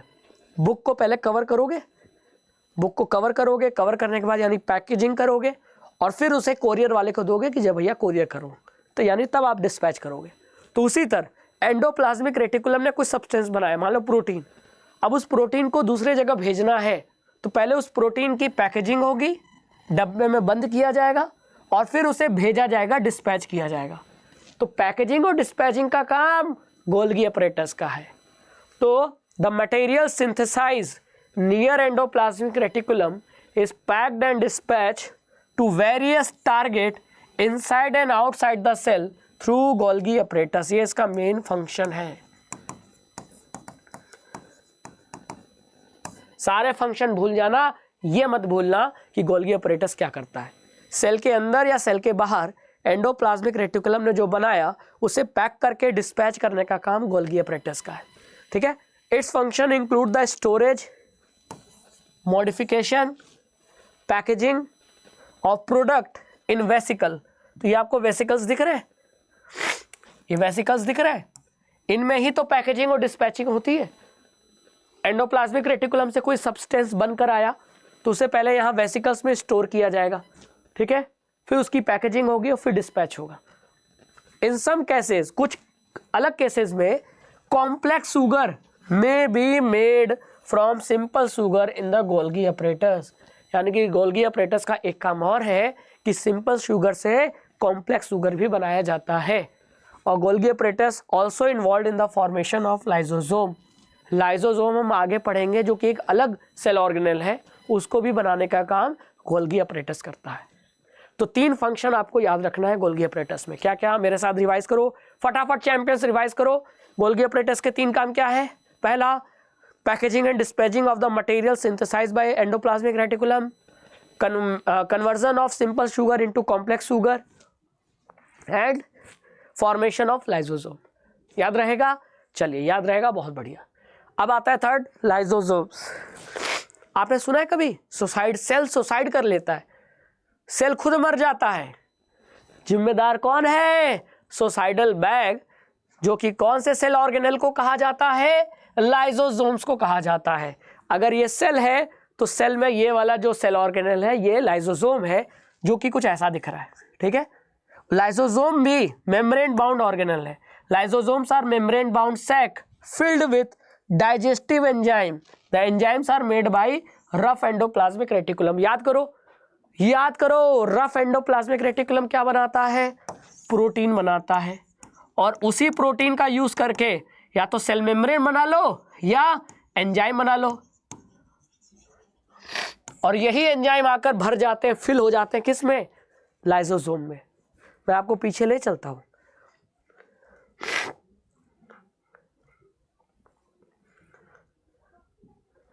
लिखा था, क्या लिखा था? कि the protein and lipid function as enzyme and hormones, यानी कि रफ एंडोप्लाज्मिक रेटिकुलम ने जो प्रोटीन बनाया उसका यूज सेल मेम्ब्रेन बनाने में भी हो जाता है और इस प्रोसेस को कहते हैं मेम्ब्रेन बायोजेनेसिस। और कुछ प्रोटीन का यूज एंजाइम बनाने में भी काम आ जाता है। अब ये जो एंजाइम बना, ये इसमें से कुछ एंजाइम कहाँ स्टोर रहते हैं, कहाँ पाए जाते हैं? लाइसोसोम में। तो इसीलिए लिखा है कि लाइसोसोम में जो डाइजेस्टिव एंजाइम होते हैं वो कौन बनाता है?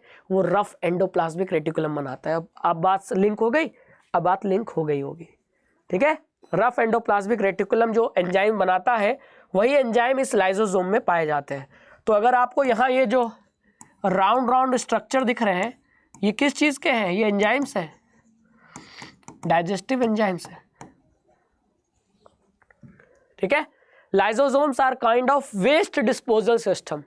सेल का वेस्ट डिस्पोजल सिस्टम है, यानी जैसे आपके घर में जो कूड़ा निकल रहा है उस कूड़े को बाहर तक फेंकने का काम कोई कर रहा है, बस उसी तरह सेल के अंदर जो कचरा है उसे बाहर फेंकने का काम लाइसोसोम करता है।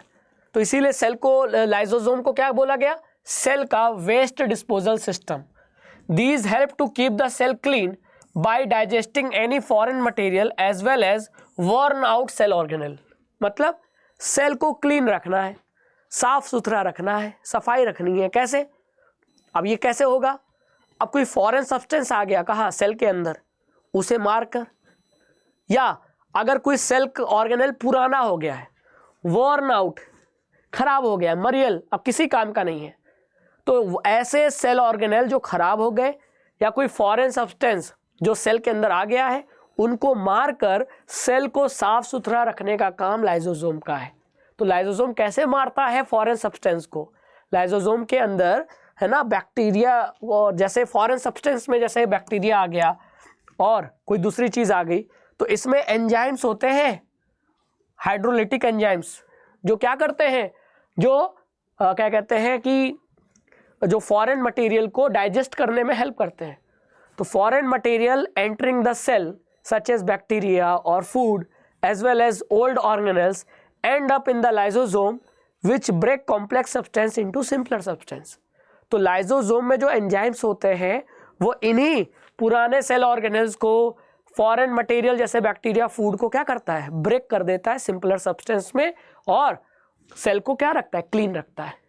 लेकिन कभी कभी ये लाइसोसोम फट जाता है, मे बस्ट, और फट जाएगा तो अंदर के सारे एंजाइम्स कहाँ आ जाएंगे? सेल में। अभी तो ये अंदर बंद है, डब्बा के अंदर बंद है, लेकिन डब्बा खुल गया लाइसोसोम का, लाइसोसोम फट गया तो अंदर के सारे एंजाइम बाहर आ गए, सेल को खा गए। जैसे वो पुराने सेल ऑर्गेनेल्स को खा रहे थे, बाहर निकलने पर ये नए सेल ऑर्गेनेल्स को खा गए, सेल को मार दिया। और इसीलिए सेल मर जाएगा तो ये क्या कहलाते हैं? सुसाइडल बैक कहलाते हैं सेल के। बात क्लियर हुई? समझ में आई? चलिए अब आता है माइटोकॉन्ड्रिया। माइटोकॉन्ड्रिया को सेल का पावर हाउस कहते हैं। क्यों पावर हाउस कहते हैं? क्योंकि माइटोकॉन्ड्रिया में ही फूड से एनर्जी बनता है, यानी इस प्रोसेस को क्या कहते हैं? रेस्पिरेशन। तो ये प्रोसेस होता कहाँ है? ये प्रोसेस माइटोकॉन्ड्रिया में ही तो होता है। हम जो भी खाना खा रहे हैं, खाने में से क्या मिला? फूड। ये फूड कहाँ गया? सेल के अंदर। सेल के अंदर कहाँ? माइटोकॉन्ड्रिया में। और माइटोकॉन्ड्रिया से फिर इस फूड से क्या बनती है? एनर्जी। और उस एनर्जी का यूज़ करके हम बना लेते हैं एटीपी, और जब ज़रूरत होता है तो एटीपी को ब्रेक कर कर हम एनर्जी यूज़ करते हैं। इसीलिए इसे सेल का पावर हाउस कहा जाता है। और ये भी मेम्ब्रेन है, इस पे भी मेम्ब्रेन होगी, लेकिन कमाल की बात है जैसे न्यूक्लियस 2 मेम्ब्रेन का था, 2 लेयर का था, उसी तरह माइटोकॉन्ड्रिया भी 2 लेयर की कवरिंग होती है, 2 मेम्ब्रेन होता है, यानी 2 लेयर होता है। The outer membrane is porous, outer membrane porous होता है, और इनर मेम्ब्रेन डीपली फोल्डेड होता है। जरा ध्यान से देखो, ध्यान से देखो, ये वाला जो आउटर मेम्ब्रेन है ये पोरस है, और ये वाला जो इनर मेम्ब्रेन है ये क्या है? Deeply folded, deeply folded. तो माइटोकॉन्ड्रिया भी 2 लेयर का मेम्ब्रेनस स्ट्रक्चर है, सेल ऑर्गेनेल्स है, जिसका आउटर लेयर पोरस और इनर लेयर फोल्डिंग के फॉर्म में होता है। फोल्डिंग दिख रहा है आपको? ये देखो ऐसे फोल्ड है, दिख रहा है ना, ऐसे ऐसे फोल्डिंग दिख रही है आपको, है ना। तो ये फोल्डिंग होता है इनर लेयर, ठीक है। और ये फोल्डिंग की वजह से क्या बढ़ जाता है, सरफेस एरिया बढ़ जाता है for ATP generating chemical reaction. तो एटीपी को जनरेट करने के लिए जो केमिकल रिएक्शन है उसके लिए ज़्यादा से ज़्यादा सरफेस एरिया कौन प्रोवाइड करता है, यही माइटोकॉन्ड्रिया का अंदर वाला लेयर जो कि फोल्डेड है। तो सरफेस एरिया बढ़ गया, ज़्यादा सरफेस एरिया के कारण ज़्यादा रिएक्शन होगा और ज़्यादा एटीपी प्रोड्यूस होगा, ठीक है। The energy required for various chemical activities needed for the life is release by mitochondria in the form of ATP, जिसका पूरा नाम है एडेनोसाइन ट्राइफॉस्फेट। यानी जो भी एनर्जी बनती है माइटोकॉन्ड्रिया में, उस एनर्जी से क्या बनाया जाता है, एटीपी बनाया जाता है, जिसे हम एडेनोसाइन ट्राइफॉस्फेट कहते हैं। और इसे सेल का एनर्जी करेंसी भी कहा जाता है। क्या कहा जाता है, एनर्जी करेंसी। यानी जैसे हम लोग पैसा खर्च करते हैं तो जब ज़रूरत होगा तब खर्च करेंगे, उसी तरह जब एनर्जी की ज़रूरत पड़ेगी तो क्या खर्च करेंगे, एटीपी खर्च करेंगे। बात सिंपल है, जब हमें एनर्जी की ज़रूरत होगी तो हम एटीपी खर्च करेंगे, एटीपी को तोड़ेंगे और उससे एनर्जी निकाल लेंगे। इसीलिए एटीपी को एनर्जी करेंसी कहा जाता है। The body uses energy stored in ATP for making new chemical compounds and for mechanical work. और एटीपी से जो एनर्जी मिली उसका यूज़ करके हम अपने बॉडी के तमाम रिएक्शन या जो केमिकल एक्टिविटीज़ है उसे परफॉर्म करते हैं। अगर हमें दौड़ना है, एनर्जी चाहिए, कहाँ से आएगा, एटीपी को ब्रेक करेंगे, एनर्जी ले लेंगे, ठीक है। अब माइटोकॉन्ड्रिया एक स्पेशल बात क्या है, सेल का डीएनए कहाँ होता है, न्यूक्लियस के अंदर क्रोमेटिन मटेरियल या क्रोमोसोम के फॉर्म में। लेकिन माइटोकॉन्ड्रिया में खुद का भी डीएनए होता है। यानी सेल का तो डीएनए न्यूक्लियस के अंदर है ही, सेल में जो माइटोकॉन्ड्रिया है उसके अंदर भी डीएनए है, ठीक है। तो माइटोकॉन्ड्रिया का खुद का डीएनए भी होता है, खुद का राइबोसोम होता है। Therefore mitochondria are able to make some of their own protein.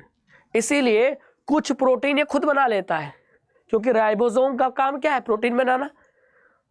Ribosome ही का काम है ना। रफ एंडोप्लाज्मिक रेटिकुलम पे राइबोसोम पाए जाते हैं तभी तो प्रोटीन बनता है। अब माइटोकॉन्ड्रिया को बहुत सारे प्रोटीन की जरूरत पड़ती है। कुछ प्रोटीन आरईआर बना देता है और कुछ प्रोटीन माइटोकॉन्ड्रिया का जो खुद का राइबोसोम है वो बना देता है। तो इसलिए माइटोकॉन्ड्रिया थोड़ा स्ट्रेंज है, अलग है, सबसे स्पेशल है। क्यों, खुद का डीएनए, खुद का राइबोसोम, ठीक है। अब आता है पांचवा सेल ऑर्गेनेल जिसे कहते हैं प्लास्टिड। प्लास्टिड केवल प्लांट सेल में होता है। अभी तक हम जो भी पढ़ रहे थे सेल ऑर्गेनेल, एंडोप्लाज्मिक रेटिकुलम पढ़ा, गोल्गी बॉडी पढ़ा, लाइसोसोम पढ़ा और माइटोकॉन्ड्रिया पढ़ा, ये प्लांट और एनिमल सेल दोनों में होते हैं। लेकिन जो प्लास्टिड है केवल प्लांट सेल में होता है। दिखता कैसा है, ऐसा दिखता है। तो plastid are present only in plant cell. और प्लास्टिड दो टाइप का होता है, एक को बोलते हैं क्रोमोप्लास्ट जो कलर का होता है, मतलब कलर्ड होता है, और एक होता है कलरलेस प्लास्टिड जिसे कहते हैं ल्यूकोप्लास्ट। तो plastid are of two types. Plastids are of two types, chromoplast जो कलर्ड होते हैं और ल्यूकोप्लास्ट जो कलरलेस होते हैं या कह लो वाइट होते हैं। अब इसी क्रोमोप्लास्ट में जो ग्रीन कलर के होते हैं, क्योंकि क्रोमो मतलब कलर्ड वाले, और इसी कलर में जो ग्रीन कलर के होते हैं उन्हें क्लोरोप्लास्ट कह देते हैं। तो chloroplast is a kind of chromoplast. और यही क्लोरोप्लास्ट क्या करते हैं, सन की एनर्जी को ट्रैप करते हैं और फोटोसिंथेसिस से खाना बनाते हैं। इसीलिए प्लांट अपना खाना बना सकते हैं। और जो कलरलेस होते हैं वो अपना दूसरा काम करते हैं। अब देखते हैं क्या काम करते हैं, आइए, ठीक है। तो chromoplast containing the pigment chlorophyll are known as chloroplast. ऐसे क्रोमोप्लास्ट जिसमें ग्रीन कलर का पिगमेंट क्लोरोफिल होता है उन्हें क्लोरोप्लास्ट कहते हैं। तो chloroplast are kind of chromoplast. Chloroplast का फंक्शन है फोटोसिंथेसिस के लिए एनर्जी को ट्रैप करना। और इसके अलावा क्लोरोप्लास्ट में कुछ और भी ऑर्गेनेल्स, कुछ और भी पिगमेंट पाए जा सकते हैं, वो या येलो हो या ऑरेंज कलर के हो। यानी ग्रीन के अलावा येलो ऑरेंज भी पिगमेंट होते हैं, ठीक है। और जो ल्यूकोप्लास्ट होते हैं उनका काम है कि स्टार्च, ऑयल और प्रोटीन ग्रैन्यूल्स को स्टोर करना। तो यानी जो प्लास्टिड 2 टाइप के होते हैं, उसमें जो क्रोमोप्लास्ट होते हैं, क्रोमोप्लास्ट कलर्ड वाले होते हैं जिसमें कोई कलर पिगमेंट होता है। अगर ग्रीन है तो वो हो जाएंगे क्या, क्लोरोप्लास्ट। येलो भी हो सकता है, ऑरेंज पिगमेंट भी हो सकता है, ठीक है। इनका काम हो गया क्या, फोटोसिंथेसिस करना। और जो ल्यूकोप्लास्ट है उनका काम स्टोर करना है। क्या स्टोर करना है, स्टार्च, ऑयल, प्रोटीन के ग्रेन्यूल्स, ठीक है। The internal organisation of the chloroplast consist of numerous membrane layer embedded in a material called stroma. अब आप ये देख रहे हैं, देखिए ध्यान से, ये जो क्लोरोप्लास्ट की फोटो है, ये आपको बहुत सारे बटन शेप के स्ट्रक्चर दिख रहे हैं। तो ऐसा लग रहा है कि बहुत सारे बटन को एक के ऊपर एक रखा गया है और ये अटैच है।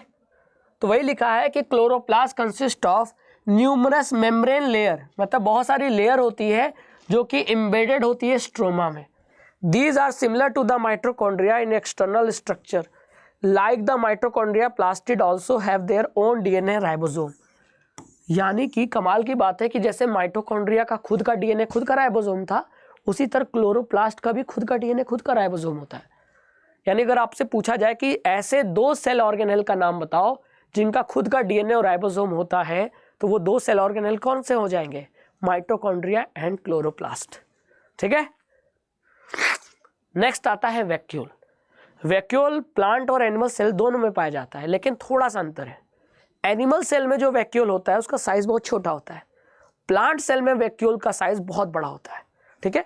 तो vacuoles are storage sac for solid और लिक्विड कंटेंट। ये स्टोरेज की तरह है, बैग है, स्टोरेज सैक या कह लो बैग। जैसे आपको कोई स्टोर करना है तो आपके पास कोई बैग होगा, उसमें भर दिया। ठीक उसी तरह सेल को कुछ स्टोर करना है, कहाँ स्टोर करेगा। अब वो स्टोर करने वाली चीज़ें सॉलिड भी हो सकती हैं, लिक्विड भी हो सकती हैं, तो सेल कहाँ स्टोर करेगा, वैक्यूल में स्टोर करेगा। Vacuoles are small size in animal cell while plant cell has very large vacuole. तो यहाँ प्लांट और एनिमल सेल का एक डिफरेंस आ गया। अगर आपको प्लांट और एनिमल सेल में डिफरेंस लिखने को कहे तो आप ये डिफरेंस लिख सकते हैं कि वैक्यूल छोटे साइज के होते हैं एनिमल सेल में, प्लांट सेल में बहुत बड़े साइज के होते हैं, और इतने बड़े कि इनका जो सेल में जगह है 90% तक जगह घेर लेते हैं। यानी बाकी 10% में सब कुछ है, साइटोप्लाज्म, सेल ऑर्गेनेल्स, न्यूक्लियस, और बाकी 90% में पूरा वैक्यूल फैला हुआ है। इतना ज़्यादा बड़े साइज के हो सकते हैं प्लांट सेल में, ठीक है। अब वैक्यूल, प्लांट सेल में जो वैक्यूल होता है, अभी हमने पढ़ा कि वैक्यूल में क्या स्टोर किया जाता है। अब वो सॉलिड भी हो सकता है, लिक्विड भी होता है। तो प्लांट सेल में जो वैक्यूल होता है उसमें लिक्विड जो स्टोर होता है, उस लिक्विड को कहते हैं सेल सैप।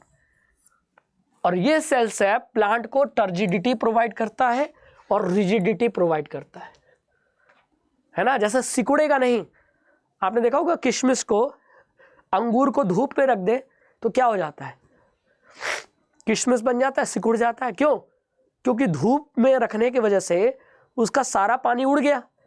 तो पानी कहाँ था, अंगूर किसका है, सेल का बना है, प्लांट सेल होगा उसमें, और उस प्लांट सेल में वैक्यूल है, और उस वैक्यूल में क्या भरा है, सेल सैप, लिक्विड है ना, जो कि उसको क्या कर रहा है, अंगूर को देखो एकदम फूला फूला रखा है, यानी उसको टर्जिड और रिजिडिटी प्रोवाइड कर रहा है। लेकिन वही इवेपोरेट हो गया तो वो सिकुड़ गया। तो प्लांट्स को, सेल को, प्लांट के सेल को रिजिडिटी या टर्जिडिटी प्रोवाइड करने का काम सेल सैप करता है, जो कि एक तरीके का लिक्विड है जो कि प्लांट के वैक्यूल में पाया जाता है। Many substance of importance in the life of plant cell are stored in vacuole. और प्लांट में ऐसे बहुत सारे जीवन के लिए ज़रूरी जो सब्सटेंस है वो प्लांट के सेल सैप में ही होते हैं, प्लांट के वैक्यूल्स में ही होते हैं, स्टोर होते हैं। जैसे कि एमिनो एसिड, जैसे कि शुगर, जैसे कि वेरियस ऑर्गेनिक एसिड और थोड़े बहुत प्रोटीन। तो याद रखना है कि वैक्यूल में स्टोर करने का काम होता है, और स्टोर करने वाली चीज़ें सॉलिड भी हो सकती है, लिक्विड भी हो सकती है, ठीक है। और प्लांट के वैक्यूल में जो चीज़ें लिक्विड स्टोर होती हैं वैक्यूल में, उसे सेल सैप कहते हैं। और इसके अलावा प्लांट कुछ सॉलिड सब्सटेंस को भी स्टोर करता है अपने वैक्यूल में, जैसे कि एमिनो एसिड, जैसे कि शुगर, जैसे ऑर्गेनिक एसिड, जैसे कि प्रोटीन। और in single cell organism like amoeba the food vacuole contains the food items that the amoeba has consumed. और एमोइबा जैसे यूनिसेलुलर ऑर्गेनिज्म में फूड वैक्यूल में फूड पाया जाता है, ठीक है। तो in some unicellular organism specialised vacuole also play important role in expelling excess water and some waste substance from the cell. और कुछ ऐसे ऑर्गेनिज्म है जो स्पेशल है, यूनिसेलुलर है, उनमें वैक्यूल कुछ अलग काम करता है, स्टोर करने का काम नहीं करता, एक्सेस वाटर को बाहर निकालने का काम करता है और वेस्ट को बाहर निकालने का काम ये वैक्यूल करता है। तो वैक्यूल का नॉर्मल फंक्शन है स्टोर करना, लेकिन कई जगह स्पेशल फंक्शन है। एमोइबा में इसका काम स्टोर करना नहीं है, इसका काम फूड को स्टोर करना है ना। और कई जगह एक्सेस वाटर और वेस्ट को रिमूव करना ये वैक्यूल का काम है। तो वैक्यूल का काम थोड़ा थोड़ा बदल रहा है, ठीक है। Each cell thus acquires its structure and ability to function because the organization of its membranous organelles are specific way। यानी इस तरीके से अगर हम देखा जाए कि हमने जब सारे स्ट्रक्चर को देखा तो हमको ये पता चला कि हर सेल का जो स्ट्रक्चर है वो उसके सेल ऑर्गेनेल्स और उसके न्यूक्लियस साइटोप्लाज्म से मिलके बना है और वो इसीलिए परफॉर्म कर पा रहा है। The cell has the basic structural organisation, this help the cell to perform function like respiration, obtaining nutrition and clearing of waste material और फॉर्मिंग ए न्यू प्रोटीन। और यही जो बेसिक स्ट्रक्चरल है सेल का, ये जो बेसिक स्ट्रक्चर है जिसमें सेल ऑर्गेनेल्स पाए जाते हैं, साइटोप्लाज्म, न्यूक्लियस पाए जाते हैं, इसी के वजह से तो हम रिस्पिरेशन कर पा रहे हैं, न्यूट्रिशन ले पा रहे हैं, वेस्ट सब्सटेंस को बाहर निकाल पा रहे हैं, क्योंकि हमारा सेल बॉडी सेल से बना है। तो सेल काम करेगा तो हम बॉडी की तमाम चीज़ें काम करेंगी, है ना। तो इसीलिए कहते हैं कि सेल क्या है, fundamental structural unit of life, is the basic unit of life. क्योंकि सेल अगर हमारा काम करेगा तो हमारे सारे फंक्शन प्रॉपर काम करेंगे। तो सेल का जो स्ट्रक्चरल ऑर्गेनाइजेशन है वो सही रहना चाहिए, तब जाकर हम अपने तमाम एक्टिविटीज़ को परफॉर्म कर सकते हैं। इसीलिए सेल को fundamental structural unit of life कहते हैं, ठीक है। अब बात आ गई कि भैया सेल डिवाइड भी तो करना ज़रूरी है, क्योंकि सेल तो अमृत पीकर आया नहीं है, कभी ना कभी सेल मर जाएगा। तो अगर सेल नए सेल नहीं बनेंगे, पुराने सेल मर जाएंगे, तो एक समय आ जाएगा सेल ज़ीरो, तो इसका मतलब ऑर्गेनिज्म डेथ हो गया। तो इसका मतलब यह है कि सेल लगातार रिप्रोड्यूस करता रहता है और इस प्रोसेस को कहते हैं सेल डिवीज़न। तो न्यू सेल्स कहाँ से बनते हैं, पुराने सेल से ही तो बनते हैं। तो new cells are formed in organism in order to grow और टू रिप्लेस ओल्ड या डेड सेल और इंजर्ड सेल्स। भाई नए सेल्स क्यों बनते हैं, क्योंकि हमको ग्रोथ चाहिए, हमको पुराने सेल रिप्लेस करने हैं, डेड सेल्स रिप्लेस करने हैं, इंजर्ड सेल्स रिप्लेस करने हैं। हमको चोट लग गई तो वहाँ का सेल गायब, लेकिन फिर वहाँ नए सेल आएंगे, ठीक है। हमारी स्किन डेड सेल से बनी है, डेली हमारे डेड सेल्स झरते हैं स्किन से, नए सेल बनते हैं। तो सेल डिवीज़न की ज़रूरत क्यों है, सेल डिवीज़न की ज़रूरत है ग्रोथ के लिए, अपने पुराने सेल को रिप्लेस करने के लिए, डेड सेल्स को रिप्लेस करने के लिए और इंजर्ड सेल्स को रिप्लेस करने के लिए और गैमीट बनाने के लिए, स्पर्म और एग बनाने के लिए। और जिस प्रोसेस से सेल डिवाइड करते हैं उन्हें सेल डिवीज़न कहते हैं। अब ये सेल डिवीज़न दो टाइप का होता है, माइटोसिस, मियोसिस। एनसीईआरटी में ये डायग्राम जहाँ एक पेरेंट सेल से दो सेल बन रहे हैं, ये माइटोसिस का डायग्राम है। और जहाँ एक से चार सेल बन रहे हैं, है ना, एक से चार सेल बन रहे हैं, ये आपका मियोसिस का डायग्राम है। तो ये डायग्राम आपको देख के याद करना पड़ेगा, क्योंकि डायग्राम से भी क्वेश्चन आ सकता है। तो माइटोसिस सेल डिवीज़न में क्या होता है, माइटोसिस सेल डिवीज़न तब होता है जब बॉडी की ग्रोथ हो रही होती है, जब हमारे पुराने सेल्स की रिपेयर या पुराने सेल्स जो खराब हो गए, जो पुराने हो गए, उनके जगह नए सेल्स आने हैं, तो हमारे सेल्स में डिवीज़न कौन सा होगा, माइटोसिस होगा। तो the process of cell division by which most of the cell divide for growth is called mitosis. जहाँ एक सेल से दो सेल बनते हैं, दो डॉटर सेल बनते हैं। In this process each cell called mother cell, ये आपकी मदर सेल है, mother cell divide to form two identical daughter cell. ये दोनों आइडेंटिकल डॉटर सेल बन रहे हैं and daughter cell have the same number of chromosome as the mother cell. Daughter cell में उतने ही क्रोमोसोम हो जितने मदर सेल में है। तो ऐसे सेल डिवीज़न को माइटोसिस कहा जाता है, जिससे हमारे बॉडी में ग्रोथ होती है जिसकी वजह से हम अपने ओल्ड सेल्स को रिप्लेस कर सकते हैं, अपने डेड सेल्स को रिप्लेस कर सकते हैं, ठीक है। लेकिन अगर हमको रिप्रोड्यूस करना है, रिप्रोडक्शन करना है, तो हमको गैमिट बनाना होगा। मेल में मेल गैमिट बनेगा, फीमेल में फीमेल गैमिट। इंसानों में जैसे बात करें तो मेल गैमिट को स्पर्म कहते हैं, फीमेल गैमिट को एग कहते हैं। तो जहां रिप्रोडक्शन के लिए डिवीजन होता है, जहां गैमिट्स का फॉर्मेशन होता है, वहां होता है आपका मियोसिस। तो कुछ स्पेसिफिक सेल्स, सारे सेल नहीं, स्पेसिफिक क्यों? क्योंकि ये केवल कहां पाए जाते हैं? हमारे रिप्रोडक्टिव ऑर्गन में। तो specific cells of reproductive organ और tissue in animals and plants divide to form gametes which after fertilisation give rise to offspring. यानी हमारे रिप्रोडक्टिव ऑर्गन के जो टिश्यू हैं उनमें जो सेल्स पाए जाते हैं वो गैमीट्स बनाते हैं और उस गैमीट के फ्यूजन से फिर बच्चे बनते हैं। ऐसे सेल डिवीजन को हम मियोसिस कहते हैं। They divide by a different process called meiosis, जहां 2 बार लगातार डिवीजन होता है, एक बार डिवीजन, दूसरे बार डिवीजन। तो यहाँ ये जो मदर सेल है पहली बार में 2 सेल बनाती है, फिर उन 2 सेल से 4 डॉटर सेल बनते हैं। तो when a cell divide by meiosis it produces 4 new daughter cell, और 4 न्यू डॉटर सेल में जो क्रोमोसोम है वो मदर सेल का हाफ होता है। The new cells only have the half the number of chromosome than the mother cell. यानी meiosis से अगर सेल डिवीजन होगा तो एक मदर सेल से 4 डॉटर सेल बनेंगे और सारे डॉटर सेल में क्रोमोसोम का नंबर हाफ होगा as comparison to mother cell. लेकिन अगर माइटोसिस का डिवीजन होगा तो यहाँ एक मदर सेल से 2 डॉटर सेल बनेंगे और दोनों डॉटर सेल में क्रोमोसोम का नंबर सेम होगा। ये माइटोसिस ग्रोथ और रिपेयर के लिए होता है और मियोसिस का सेल डिवीजन रिप्रोडक्शन के लिए गैमिट्स बनाने के लिए होता है। ठीक है, क्लियर? तो यहाँ हमारा ये चैप्टर ओवर होता है। आई थिंक अब आपको इस चैप्टर में कहीं भी कोई दिक्कत नहीं आएगी। जो भी मैंने पॉइंट्स बताया है उस पॉइंट्स को बीच बीच में रिवाइज करते रहेंगे तो आपको इस चैप्टर में कभी भी कोई दिक्कत नहीं आने वाली है। तो मिलते हैं अगले लेक्चर में 1 शॉट के थ्रू और अगला चैप्टर कुछ पढ़ेंगे। तब तक के लिए खुश रहिए, मस्त रहिए। जय हिंद, जय भारत।